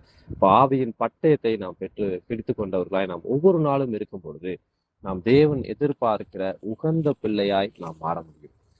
பேதுரு அப்போஸ்தலர் நடவடிக்கைகள் 10ஆம் அதிகாரத்துல 35ஆம் வசனத்துல சொல்ற வார்த்தை, எந்த ஜனத்திலாயினும் அவருக்கு பயந்திருந்து நீதியை செய்கிறவன் எவனும். இப்ப கர்த்தருக்கு பயந்து அவர் என்ன சொல்லியிருக்கிறாரோ அந்த வார்த்தையின்படி நடக்கிறவன் எவனோ அவனே அவருக்கு உகந்தவளாய் இருக்க முடியும் அப்படின்னு சொல்லி நமக்கு இந்த நாள்ல கர்த்தருடைய ஆவியானவன் நம்மளோடு கூட இடைப்பட்ட இந்த நாள் கூட இந்த வசனத்தின் மூலமே நம்ம ஒவ்வொருவருக்கும் கற்றுக் கொடுத்துட்டா நம்ம விசுவாசிக்கிறோம். ஜெபிப்போம். அன்பின் பரலோக தகப்பனே, எங்கள் கர்த்தராகிய இயேசுவே, எங்கள் ஆண்டவரே, எங்கள் மீட்பரே, எங்கள் இரட்சகரே, உண்மை நாங்கள் போற்றுகிறோம், உண்மை வணங்குகிறோம், வாழ்த்து வரவேற்கிறோம் சுவாமி. அப்பா, நாங்கள் ஒவ்வொரு நாளும் தகப்பனே வேத சத்திய தியான பகுதிக்கு நாங்கள் கலந்து கொண்டப்பா வசனங்களை ஆராய்ந்து பார்த்து ஒவ்வொரு நாளும் எங்களை சரி செய்ய எங்களுக்கு அப்பா ஆவிக்குரிய காரியங்களில் உண்மையிலும் வளரும்படியாக நீங்கள் கொடுத்திருக்கிற இந்த ஸ்லாக்கியத்திற்காக உங்களுக்கு நன்றி செலுத்துகிற ஆண்டவரே. பரிசுத்த ஆவியானவரே, நீங்கள் ஒவ்வொருவருக்கும் கூட உமது வசனத்தை இந்த நாள்ல கூட எங்களுக்கு கற்றுக் கொடுத்துருக்கீங்கப்பா ஆண்டவரே. உமக்கு பயந்து நீதியை செய்யும்படியாக எங்களுக்கு அப்படிப்பட்டவர்கள் தான் எனக்கு உகந்தவன் நீங்க சொன்னீங்க தகப்பனே. அப்படியாக நாங்கள் கேட்டுக்கொண்டிருக்கிற ஒவ்வொருவரும் ஆண்டவரே உகந்தவர்களாக, உமக்கு பிரியமான பிள்ளையாக, உமது வருகைக்கு ஆயத்தமாகிற பிள்ளையாக, உமது ஊழியத்தை செய்கிற பிள்ளையாக, நீ எதிர்பார்க்கிற அந்த சீஷத்துவத்துக்குள்ள நாங்கள் வளர்கிற பிள்ளையாக ஒவ்வொரு நாளும் நீங்க மாத்தி கொண்டிருக்கிறீங்க. இந்த நாள்ல எங்களை கற்றுக் கொடுத்திருக்கிறீங்க. அதுக்காக உங்களுக்கு நன்றி செலுத்துகிறோம் ஆண்டவரே. ஆண்டவரே, இந்த நாள்ல கூட கர்த்தருக்கு பயப்படுதல் ஜீவனுக்கு ஏதுவானது நாங்க வாசிச்சோம் ஆண்டவரே. அதுதான் ஞானத்தின் ஆரம்பம்ங்கிற வாசத்தின் தகப்பனே. உமக்கு பயப்படுற பயத்தை எங்களுக்கு ஒவ்வொரு நாளும் நாங்கள் வளரணும் தகப்பனே. ஆண்டவரே, உமது சத்திய நீதிக்குரிய வசனங்களை அப்பா பால் உண்கிற குழந்தையை போல அல்லாத ஆண்டவரே. ஆண்டவரே, நீதியின் வசனத்துல நாங்கள் பழக்கமுள்ள பிள்ளைகளா ஒவ்வொரு நாளும் அதுல நாங்கள் வளர்கிற பிள்ளைகளாகும் ஆண்டவரே. நாங்கள் ஆவிக்குரிய காரியங்களை அப்பா உம்மோடு இணைந்த ஒரு வாழ்க்கை, உம்மோடு சஞ்சரிக்கிற ஒரு வாழ்க்கை, உம்மோடு நடக்கிற இந்த வாழ்க்கைக்கு நேராய் நாங்கள் கடந்து செல்ல கர்த்தாவே எங்களுக்கு ஒவ்வொரு நாளும் எங்களை ஒப்பு கொடுக்குறோம் ஆண்டவரே. இந்த நாள்ல கூட அப்பா உங்க ஜீவ வசனத்தை கொண்டு அப்பா சுடர்களை போல நாங்கள் எழும்பி பிரகாசிக்கிற பிள்ளைகளாக எங்கள் ஒவ்வொருவரையும் நீங்க மாத்த போறதுக்காக உங்களுக்கு நன்றி செலுத்துகிறோம் ஆண்டவரே. ஆண்டவரே அப்பா, எந்த ஒரு பிசாசும் தந்திரங்களுக்கு நாங்கள் எதிர்த்து நிற்கிற திராணி உள்ள பிள்ளைகளாக, சர்வாயுத வர்க்கத்தை நாங்கள் தரித்து கொண்ட பிள்ளையாக, அப்பா வசனத்தை ஜீவ மார்க்கத்தை நாங்கள் அறிந்த பிள்ளைகளாக, அப்பா ஒவ்வொரு நாளும் உமது கற்பனைகளும் கட்டளைக்கும் நாங்கள் கீழ்ப்படுகிற பிள்ளைகளாக, அதன்படி நடக்கிற பிள்ளைகளாக எங்கள் ஒவ்வொருவரையும் மாத்துங்கப்பா ஆண்டவரே. இந்த நாள்ல கூட அப்பா எங்களுக்கு பிரியமில்லாத காரியங்கள் வாழ்க்கையில நீங்க உணர்த்தி இருந்தீங்கன்னா இந்த நாள்ல நாங்கள் ஒவ்வொருத்தரும் நாங்க மனம் திரும்புறோம் ஆண்டவரே. இந்த நாள் முதற்கொண்டு அப்பா உமக்கு பிரியமான பிள்ளையாக, உமக்கு உகந்த பிள்ளையாக நாங்கள் மாற்றி போடுங்க சுவாமி. ஆண்டவரே, நாங்கள் மொபைல் போனை குறித்து காரியங்கள் பார்த்தோம் ஆண்டவரே. எந்தெந்த காரியம் உமக்கு பிரியம் இல்லைங்கிறதையும் நாங்க பார்த்தோம் ஆண்டவரே. அப்ப அந்த காரியங்கள் எங்க வாழ்க்கையில இருந்தா எங்க வாழ்க்கையில இருந்த ஒரு விஷயம் அதை எடுத்து போடும்படியா நாங்கள் செபிக்கிறோம் ஆண்டவரே. அதுக்கு எங்களுக்கு தைரியத்தையும் பலனையும் ஞானத்தையும் எங்களுக்கு கொடுக்கும்படியா செபிக்கிறோம் ஆண்டவரே. அதை எங்களுக்கு உணர்த்தும்படியாக வசனத்தை நாங்கள் கேட்கும் பொழுது உணர்வில்லாமல் கேட்கக்கூடாது தகப்பனே. ஒவ்வொரு நாளும் வசனத்தை உணர்வோடு நாங்கள் கேட்டு மனம் திரும்புற பிள்ளையா எங்களை மாத்துங்கப்பா. உமது திருக்கரத்தில் எங்கள் ஒவ்வொருவரையும் தாழ்த்துகிறோம், அர்ப்பணிக்கிறோம். எங்கள் மீட்பரும் இரட்சகரும் ஆகிய இயேசு கிறிஸ்துவின் மகா பரிசுத்தமுள்ள நாமத்தினாலே வேண்டிக் கொள்கிறோம் எங்கள் ஜீவனுள்ள நல்ல தகப்பனே. ஆமென். Praise lord brothers and sisters.